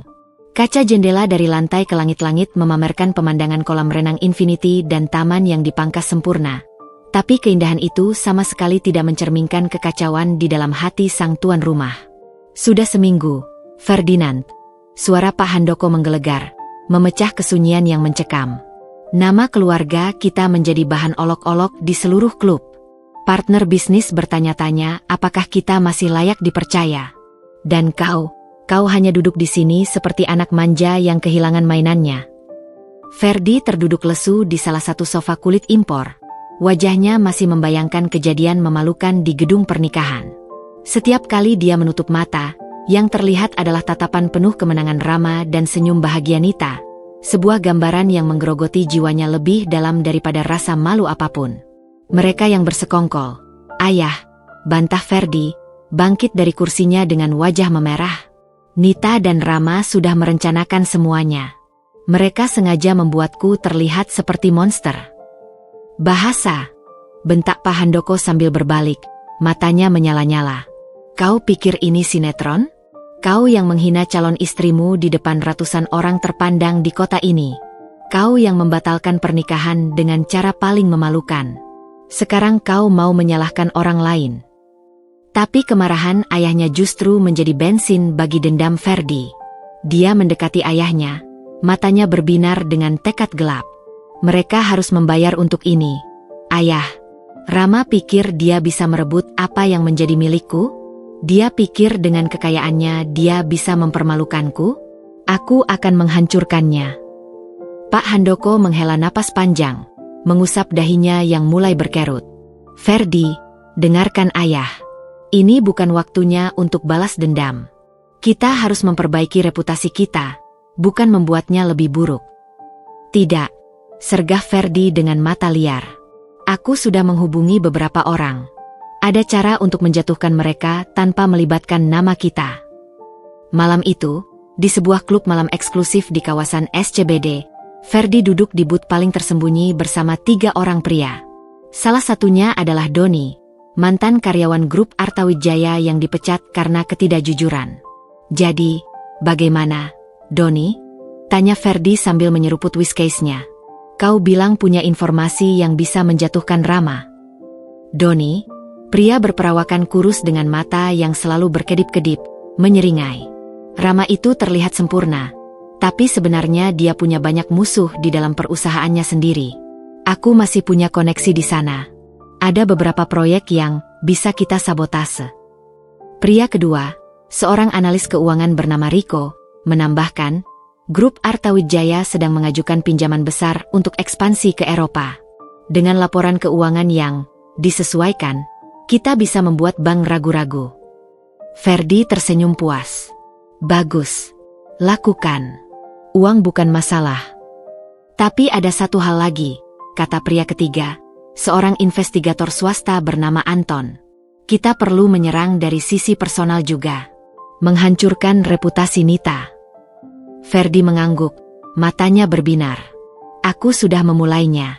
Tapi butuh lebih dari sekedar gosip. Biar aku yang urus, janji Anton.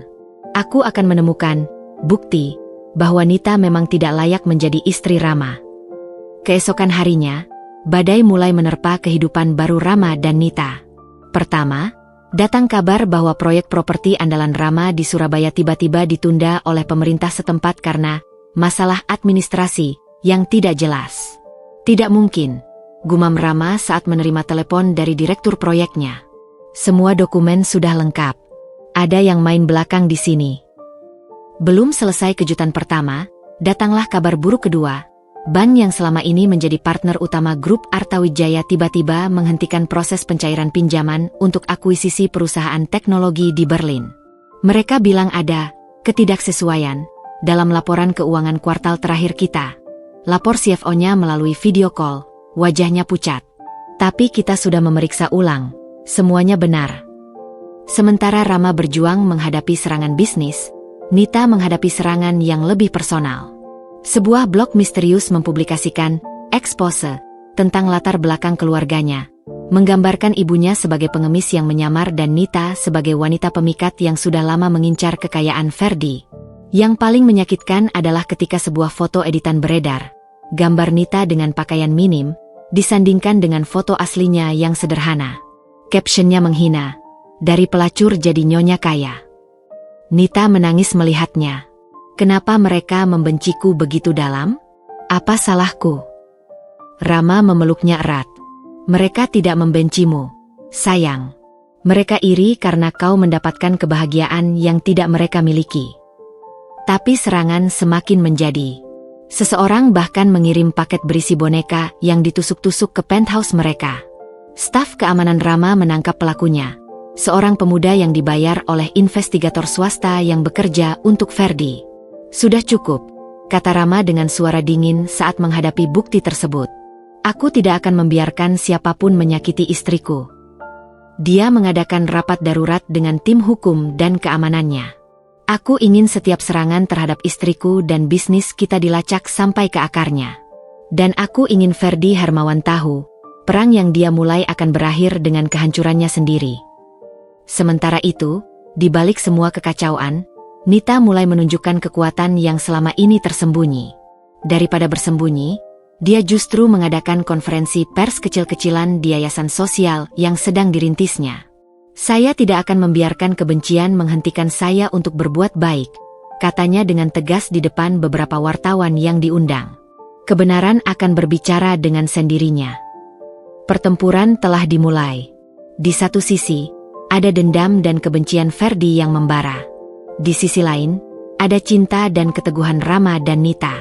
Dan seperti api yang berkobar, pertempuran ini akan membakar segalanya, menghanguskan yang lemah, dan menempa yang kuat menjadi lebih kokoh lagi. Matahari terik menyinari lapangan parkir yayasan Harapan Nita, yang baru saja diresmikan.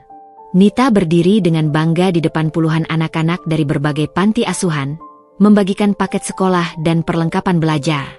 Senyum tulus mereka adalah obat terbaik bagi luka hatinya yang masih belum sepenuhnya pulih. Namun, di balik kegiatannya yang mulia ini, awan hitam fitnah terus menggelayuti hidupnya. Nita, ada tamu untukmu, bisik Sari, temannya yang sekarang menjadi manajer yayasan. Nita berbalik dan wajahnya sedikit berkerut melihat seorang wanita berpenampilan necis dengan tas branded terbaru mendekatinya. Wanita itu dikenal sebagai Clara, salah satu sosialita yang aktif menyebarkan gosip tentangnya. Nita, ya? Kata Clara dengan senyum tipis. Wah, sibuk sekali ya mengurusi anak-anak jalanan. Cocok sekali dengan latar belakangmu. Nita menarik napas dalam, berusaha tetap sopan. Ada yang bisa saya bantu, Ibu Clara? Oh, tidak. Hanya ingin melihat langsung kegiatan sosialmu yang terkenal itu, jawab Clara sambil matanya menyapu seluruh area dengan sinis. Tapi, boleh aku bertanya sesuatu? Benarkah dulu kamu dan Rama sudah dekat, bahkan sebelum pernikahanmu dengan Ferdi dibatalkan? Nita merasa dadanya sesak. Itu tidak benar. Rama adalah sahabatku. Clara terkekeh. Sahabat? Yang menikahimu segera setelah kamu dihina di altar? Wah, kebetulan yang sangat romantis sekali. Dia mendekat dan berbisik. Banyak yang bilang, kamu memang sudah menjalin hubungan dengan Rama dan sengaja memancing Ferdi untuk menghinamu agar bisa beralih dengan mulus. Sebelum Nita sempat membalas, Clara sudah berbalik dan pergi dengan langkah percaya diri, meninggalkan Nita dengan perasaan tercabik-cabik. Malam harinya, di penthouse mereka, Nita terdiam memandangi lukisan abstrak di dinding ruang keluarga. Pikirannya masih diselimuti pertemuan tidak menyenangkan dengan Clara tadi siang. Rama pulang dengan wajah letih. Serangan bisnis dari Ferdi semakin menjadi-jadi, dan dia harus bekerja ekstra keras untuk menjaga perusahaan tetap stabil. "Sayang, kamu baik-baik saja?" tanya Rama sambil duduk di samping Nita. Nita mengangguk lemah. "Rama, bisakah kita berbicara sebentar?" "Tentu saja. Ada apa?" Rama memegang tangan Nita, merasakan ada yang tidak beres. Apakah kita terburu-buru?" tanya Nita, suaranya bergetar. "Maksudku, dengan pernikahan kita. Orang-orang di luar sana, mereka bilang banyak hal." Rama menghela napas. "Nita, kita sudah membicarakan ini. Mereka tidak tahu apa-apa." "Tapi..." Nita menunduk. "Bagaimana jika ada benarnya? Bagaimana jika kita memang terlalu terburu-buru karena situasi saat itu? Bagaimana jika nanti kamu menyesal?" "Menyesal?" Rama memegang bahu Nita dengan lembut, memaksanya untuk menatap matanya. "Mendapatkanmu adalah hal terbaik yang pernah terjadi dalam hidupku. Bagaimana mungkin aku menyesal?" Tapi keraguan seperti benih yang sudah tertanam. Esok harinya, ketika Nita sedang merapikan berkas-berkas yayasan, dia menemukan sebuah surat tanpa nama pengirim.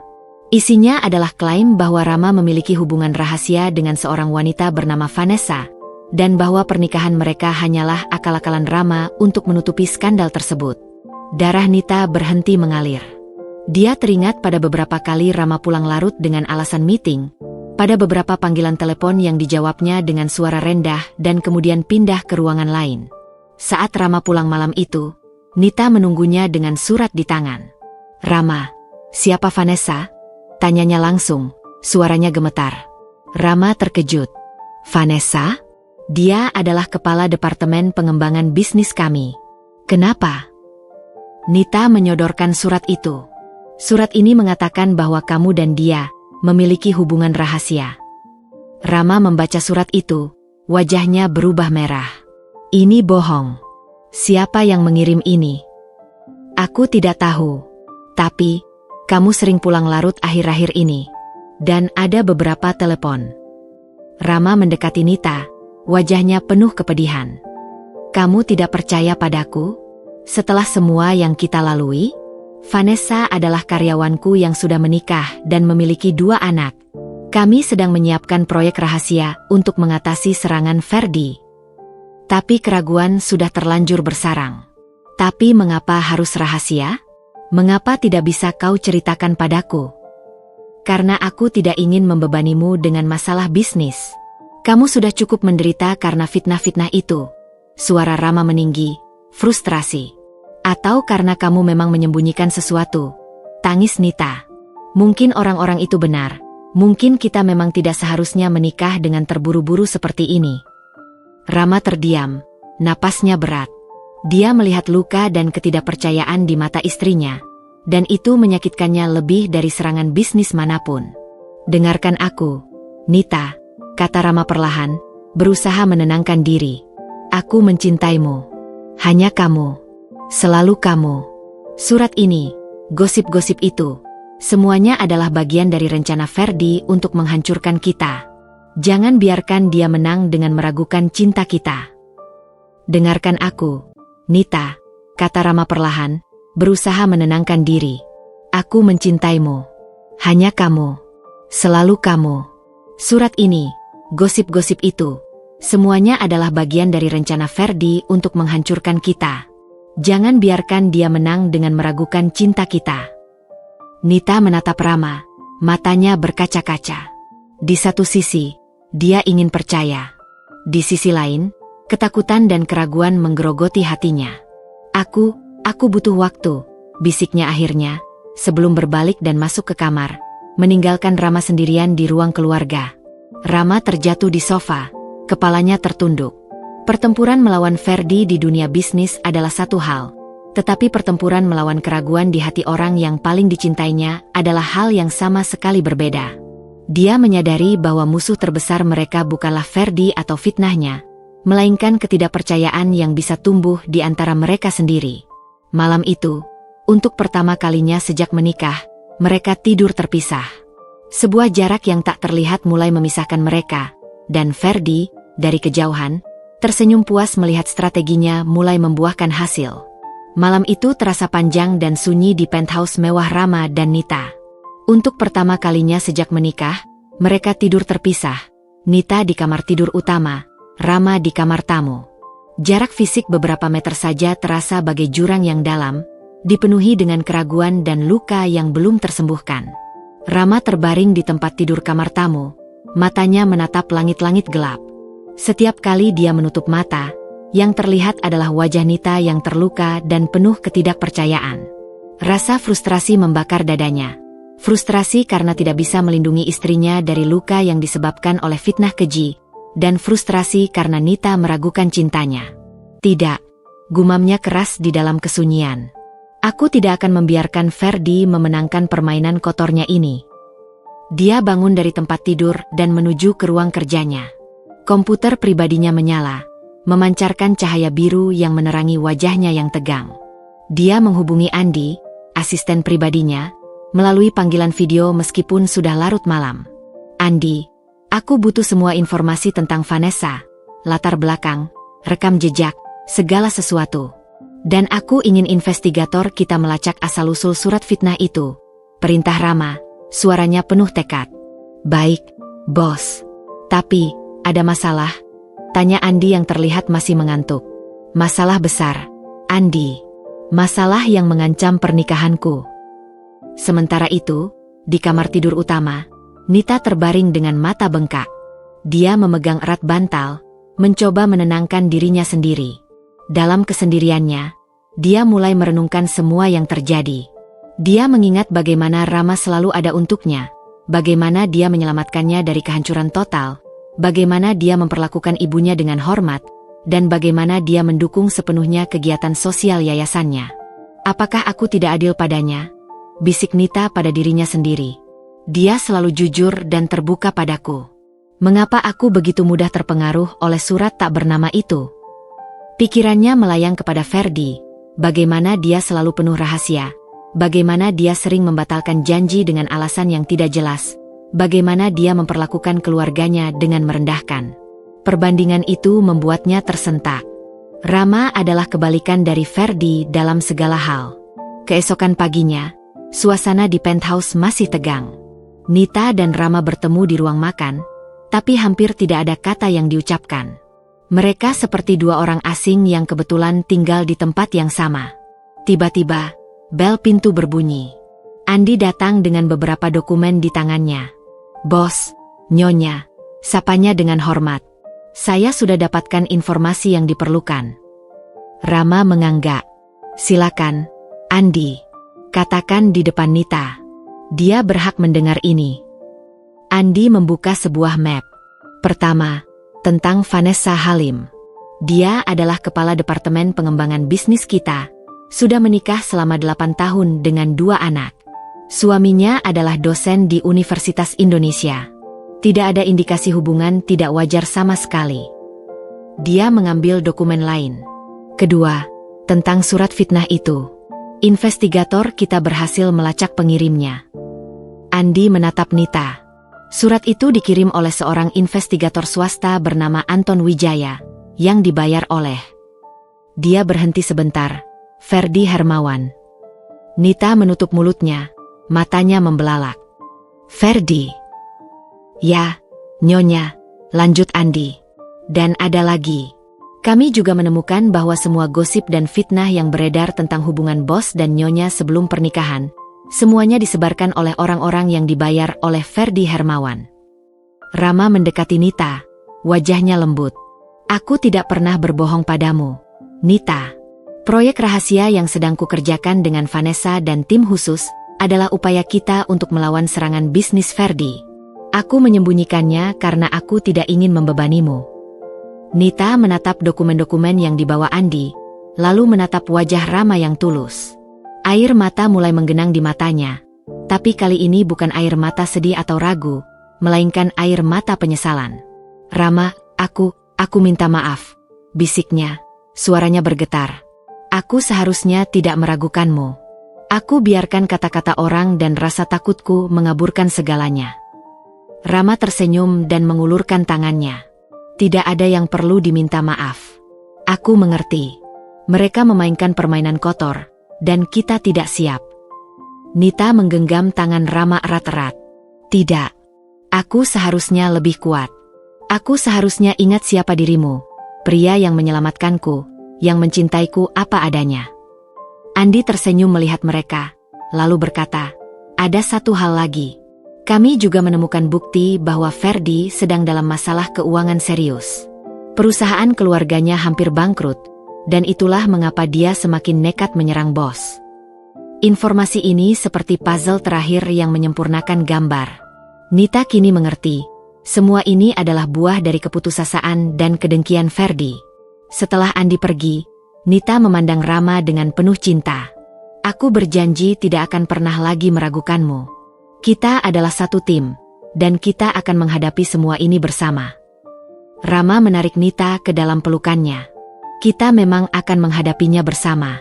Tapi sekarang, izinkan aku menunjukkan padamu sesuatu. Dia membawa Nita ke ruang kerjanya dan membuka komputer. Ini adalah proyek rahasia kita.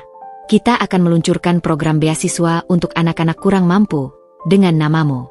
Aku ingin dunia melihat siapa dirimu sebenarnya. Seorang wanita dengan hati mulia, bukan gambar yang diciptakan oleh fitnah Ferdi.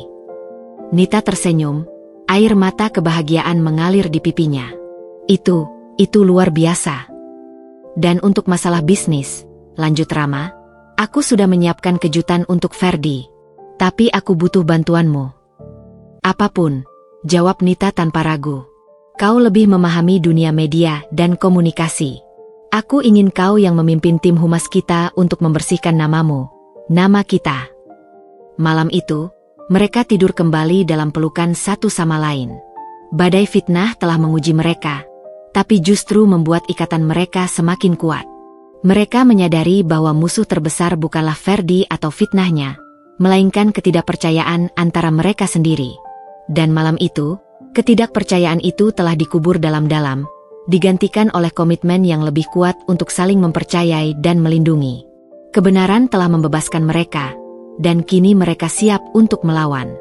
Ruangan rapat utama di lantai 40 Menara Artawijaya dipenuhi oleh ketegangan yang hampir teraba.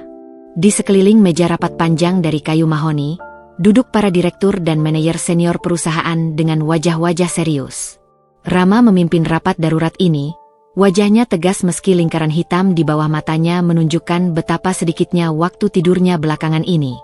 Laporan dari divisi properti, ujar Direktur Proyek, Bapak Hendra, dengan suara berat. Proyek Residence 8 di Surabaya benar-benar terhambat. IMB ditolak dengan alasan teknis yang tidak jelas, padahal semua persyaratan sudah kita penuhi. Rama mengangguk, jarinya mengetuk-ngetuk meja dengan ritme tegas. Dan dari divisi keuangan, CFO perusahaan, Ibu Maya, menghela napas. Pinjaman untuk akuisisi tech global di Berlin ditunda tanpa batas waktu. Bank menyebutkan ada anomali dalam laporan arus kas kuartal ketiga kita. Padahal laporan kita sudah diaudit oleh firma terpercaya. Anomali, sergah Rama. Apa maksudnya? Menurut sumber kita di bank, jelas Ibu Maya, ada laporan paralel yang dikirimkan secara anonim ke pihak bank, yang menyebutkan adanya penyelewengan dana di beberapa proyek kita. Rama berdiri, berjalan mendekati jendela yang memandang langsung ke Menara Hermawan, gedung utama perusahaan keluarga Ferdi. Mereka tidak main-main. Ferdi menggunakan segala koneksi dan sumber dayanya untuk menghancurkan kita. Tiba-tiba, pintu ruang rapat terbuka. Nita masuk dengan percaya diri, mengenakan setelan bisnis yang elegan. Semua mata tertuju padanya. Maaf saya terlambat, ucap Nita dengan sopan sebelum duduk di sebelah Rama. Saya baru saja bertemu dengan tim humas kita. Rama tersenyum kecil. Istriku punya ide yang mungkin bisa membantu. Nita membuka tabletnya.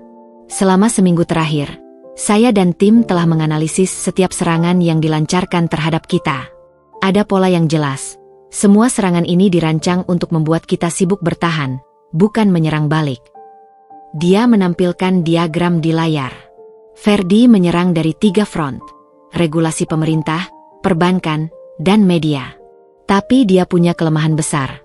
perusahaannya sendiri sedang bermasalah. Bapak Hendra mengerutkan kening. Apa maksudnya, Ibu Nita? Nita tersenyum. Saya telah berbicara dengan beberapa kontak lama di dunia sosial. Teman-teman yang dulu dekat dengan Ferdi. Ternyata, perusahaan Hermawan Group sedang kesulitan likuiditas. Mereka menggantungkan diri pada proyek properti besar di Bali yang mandek karena masalah lingkungan. Rama menatap istrinya dengan kagum. Jadi sementara dia menyerang kita, pertahanannya sendiri lemah. Tepat sekali, jawab Nita. Dan saya punya proposal. Alih-alih bertahan, mari kita bantu mempercepat keruntuhan Hermawan Group. Ruangan menjadi senyap. Semua orang terkesima dengan strategi berani yang diusulkan Nita. Bagaimana caranya? Tanya Ibu Maya penasaran. Nita menampilkan dokumen berikutnya. Pertama, kita gunakan media untuk mempublikasikan kondisi sebenarnya Hermawan Group. Bukan sebagai balas dendam, tapi sebagai informasi kepada publik dan investor. Kedua, lanjutnya, kita bisa mendekati kreditor utama Hermawan Group dan menawarkan bantuan, dengan syarat tertentu tentunya. Rama mengangguk, pikirannya bekerja cepat. Dan ketiga, Nita menatap suaminya. Kita beli saham mereka yang jatuh di pasar modal. Dengan harga yang tepat, kita bisa mengambil alih perusahaan mereka tanpa pertempuran langsung. Beberapa direktur terlihat ragu. Bukankah itu agak kejam? Tanya salah seorangnya. Tidak lebih kejam dari upaya mereka menghancurkan reputasi pribadi Ibu Nita dan menyerang bisnis kita dengan cara-cara kotor, bantah Rama dengan tegas. Ini bisnis. Dan mereka yang memulai perang ini. Rapat berlanjut selama 2 jam berikutnya dengan perencanaan strategi yang detail. Nita ternyata memiliki insting bisnis yang tajam dan pemahaman media yang luar biasa. Dialah yang mengusulkan untuk meluncurkan kampanye corporate responsibility berskala besar tepat ketika serangan terhadap mereka mencapai puncaknya. Ketika mereka menyerang kita dengan kebohongan, kita akan membalas dengan kebenaran dan kebaikan, ujar Nita dengan keyakinan. Mari kita tunjukkan pada dunia perbedaan antara Artawijaya Group yang etis dan Hermawan Group yang putus asa. Sore harinya, ketika hanya berdua di ruangan kerja Rama, dia memandangi istrinya dengan penuh kekaguman. Aku tidak pernah menyangka kau memiliki bakat seperti ini, puji Rama. Nita tersenyum. Hidup sebagai anak yatim yang dibesarkan oleh ibu single fighter mengajarkanku untuk selalu punya rencana cadangan. Dan mengamati caramu menjalankan bisnis selama ini memberiku banyak pelajaran. Kau luar biasa, bisik Rama sambil mencium kening istrinya. Bersamamu, aku yakin kita tidak hanya akan bertahan dari badai ini, tapi akan keluar lebih kuat. Nita memandang ke arah menara Hermawan di kejauhan. Ferdi mengira dengan menghancurkan reputasiku, dia akan membuatku lemah. Tapi yang tidak dia pahami adalah, setiap kali dia mencoba menjatuhkanku, dia justru mengajariku cara untuk bangkit lebih tinggi. Esok harinya, pertempuran bisnis memasuki babak baru. Ketika media mulai memberitakan tentang masalah keuangan Hermawan Group, harga saham mereka mulai anjlok. Sementara itu, kampanye sosial Artawijaya Group yang dipimpin Nita mendapatkan perhatian positif dari masyarakat. Ferdi, yang semakin terdesak, mulai melakukan kesalahan-kesalahan fatal. Dalam keputusasaannya, dia malah mempercepat keruntuhan perusahaannya sendiri. Dan di puncak menara Artawijaya, sepasang suami istri berdiri bersama, siap menghadapi setiap tantangan dengan keyakinan bahwa kebenaran dan kebaikan akan selalu menang pada akhirnya. Ruang kontrol media di kantor pusat Artawijaya Group berdenyut dengan energi yang terfokus. Layar-layar monitor raksasa menampilkan real-time analytics dari berbagai platform media sosial. Sementara tim humas yang terdiri dari 15 orang bekerja dengan intensitas tinggi. Di tengah pusat keributan inilah Nita berdiri, mengenakan headset dan dengan percaya diri mengkoordinir setiap aspek dari kampanye balasan mereka. Tim A, terus pantau trending topik tentang artikel terbaru dari Business Digest. Perintah Nita, matanya tetap tertuju pada beberapa layar sekaligus. Tim B, siapkan press release kita tentang program beasiswa baru. Tim C, pastikan dokumentasi kegiatan sosial kita di daerah terpencil sudah siap untuk dirilis. Rama yang baru saja masuk ke ruangan, terpana melihat istrinya yang begitu menguasai situasi. Dia diam-diam memperhatikan dari pintu, tidak ingin mengganggu konsentrasi Nita. Satu hal yang perlu diingat, lanjut Nita kepada seluruh tim, suaranya jelas dan penuh wibawa. Kita tidak akan membalas fitnah dengan fitnah. Kita akan membalas kebohongan dengan fakta, dan kebencian dengan kebaikan. Itulah yang membedakan kita dari mereka. Salah satu anggota tim muda mengangkat tangan. Ibu Nita, media sosial masih dipenuhi dengan komentar negatif tentang latar belakang ibu. Apakah kita perlu mengeluarkan pernyataan khusus? Nita tersenyum, sebuah ekspresi yang kini penuh dengan ketenangan dan penerimaan diri. Tidak perlu, Rina. Biarkan mereka berbicara. Fokus kita adalah menunjukkan apa yang sedang kita lakukan sekarang, bukan membela apa yang terjadi di masa lalu. Setelah memberikan instruksi terakhir, Nita akhirnya menyadari kehadiran Rama. Dia melepas headset dan mendekati suaminya. Kau luar biasa, puji Rama, memandangi istrinya dengan takjub. Aku tidak menyangka kau bisa menguasai ruangan seperti itu. Nita mengangkat bahu. Hidup telah mengajarku bahwa ketika orang terus-menerus mencoba menjatuhkanmu, kamu punya dua pilihan.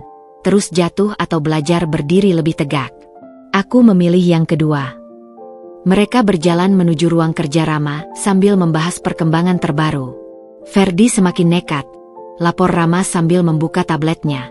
Dia sekarang menyebarkan rumor bahwa kita memanipulasi laporan keuangan untuk mengambil alih Hermawan Group.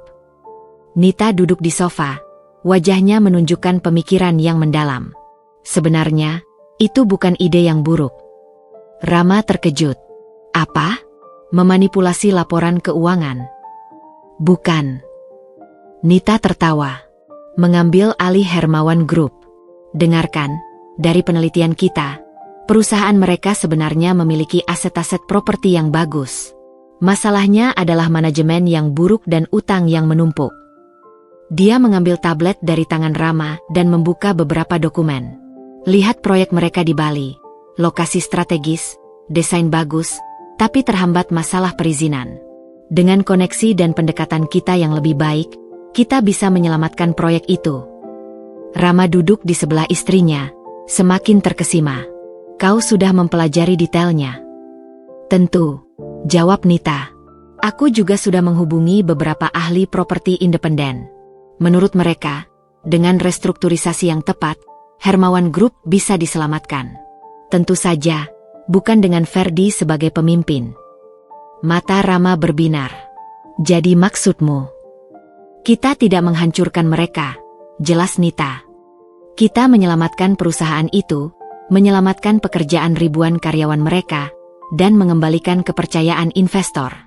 Tapi dengan syarat, Ferdi harus melepaskan kendali sepenuhnya. Strategi ini ternyata sangat brilian. Esok harinya, tim Artawijaya Group mulai melakukan pendekatan kepada kreditur utama Hermawan Group.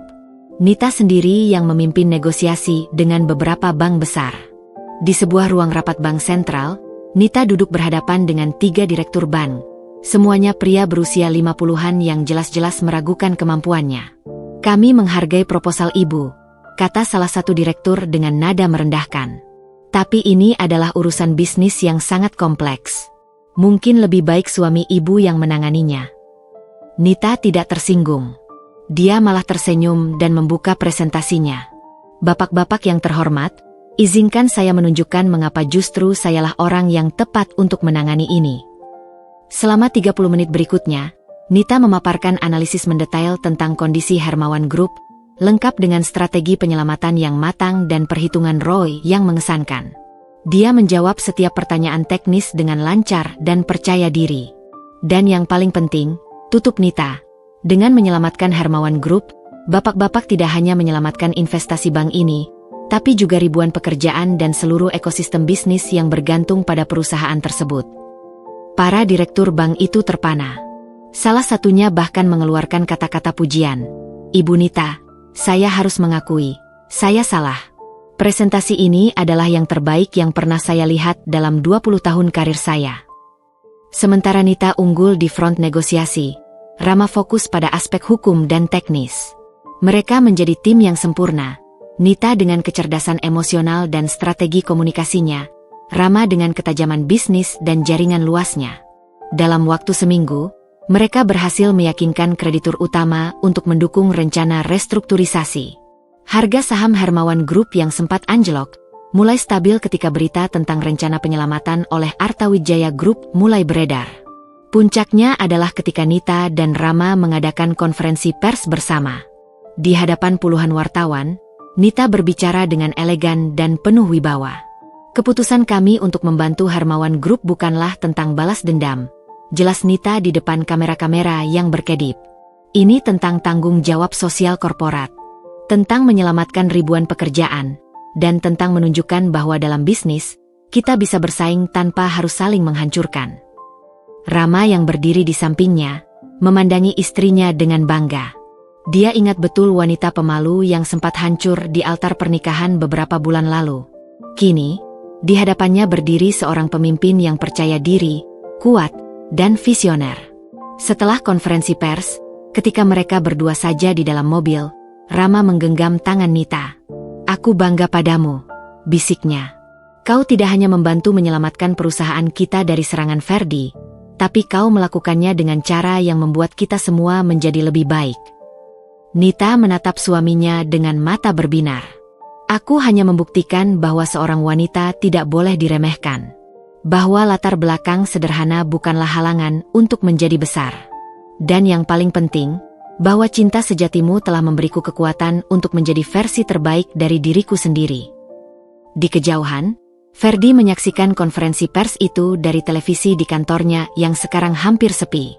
Wajahnya pucat, menyadari bahwa dia tidak hanya kalah dalam pertempuran bisnis, tapi juga telah menciptakan monster yang jauh lebih kuat dari yang pernah dia bayangkan. Seorang Nita yang percaya diri dan tangguh, didukung oleh cinta dan sumber daya yang hampir tak terbatas. Kekuatan seorang istri yang dicintai dan dihargai, ternyata adalah senjata paling mematikan yang tidak pernah dia perhitungkan. 1 tahun telah berlalu sejak drama pernikahan yang menggegerkan seluruh kota. Di ballroom hotel yang sama, dengan dekorasi yang bahkan lebih megah, suasana kali ini dipenuhi kebahagiaan yang tulus dan tanpa bayang-bayang ketegangan. Ini adalah pesta ulang tahun pernikahan pertama Rama dan Nita, sekaligus pengumuman resmi Nita sebagai CEO baru dari divisi properti dan sosial Artawijaya Group. Nita berdiri di depan cermin di ruang persiapan, mengenakan gaun evening gown berwarna emas yang sederhana namun elegan. Perubahannya dalam setahun terakhir tidak hanya terlihat secara fisik, posturnya lebih tegak, matanya lebih berbinar, senyumannya lebih percaya diri, tetapi juga dari aura kewibawaan yang sekarang melekat padanya. "Sudah siap, sayang?" Rama muncul dari belakang, mengenakan setelan jas yang sempurna. Matanya memancarkan kekaguman yang sama seperti saat pertama kali melihat Nita dalam gaun pengantinnya. Nita berbalik dan tersenyum. "Lebih dari siap. Aku sudah menunggu hari ini." Mereka berjalan menuju ballroom dengan tangan terikat erat. Ketika pintu terbuka, sorak-sorai kegembiraan menyambut mereka. Tamu-tamu yang hadir bukan hanya para elit bisnis dan selebriti, tetapi juga anak-anak dari Yayasan Nita, staf-staf perusahaan, dan tentu saja, Ibu Nita yang duduk di tempat terhormat dengan air mata kebahagiaan berlinang. Setelah menari pembuka, Rama mengajak Nita ke podium. Suasana langsung hening ketika Rama mengambil mikrofon. "Bapak-bapak, ibu-ibu, teman-teman sekalian," mulanya Rama, suaranya hangat dan bangga. "Setahun yang lalu, di tempat yang sama, hidup kami berdua berubah selamanya."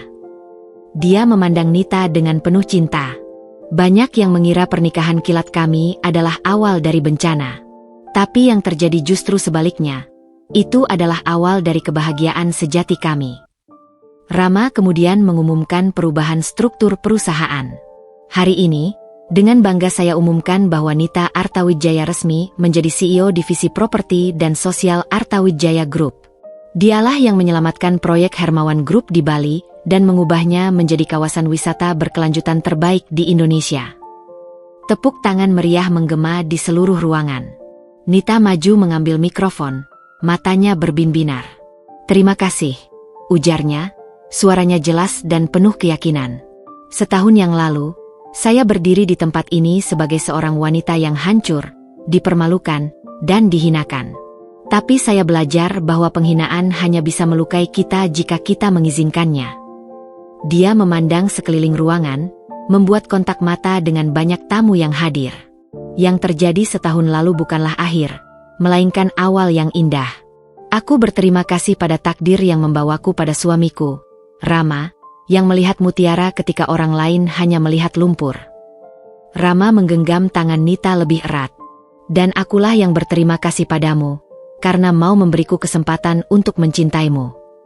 Acara berlanjut dengan pengumuman program beasiswa besar-besaran untuk anak-anak kurang mampu, menggunakan keuntungan dari proyek Bali yang berhasil diselamatkan Nita. Di sudut ruangan, jauh dari keramaian, seorang pria dengan penampilan lusuh mengamati semua ini dari balik pintu. Ferdi Hermawan, yang sekarang kehilangan hampir segalanya, menyaksikan dengan perasaan hampa. Perusahaannya telah diambil alih dan diselamatkan oleh Artawijaya Group, dan dia sendiri sekarang hanya menjadi penasihat minor tanpa kekuasaan nyata. Dia melihat Nita yang begitu bersinar, begitu percaya diri, begitu dihormati. Dan dia melihat Rama, yang dengan bangga berdiri di samping istrinya, tidak pernah melepaskan genggamannya. Seorang pelayan lewat dan tanpa sengaja menumpahkan minuman di lantai dekat Ferdi. "Maaf, Tuan," kata pelayan itu dengan sopan. Ferdi mengangguk pahit. "Tidak apa. Aku sudah terbiasa dengan kekacauan." Dia memutuskan untuk pergi, tapi sebelum pergi, sempat menangkap pandangan Nita. Untuk sepersekian detik, mata mereka bertemu. Alih-alih kebencian atau kemarahan, yang dilihat Ferdi di mata Nita adalah belas kasihan.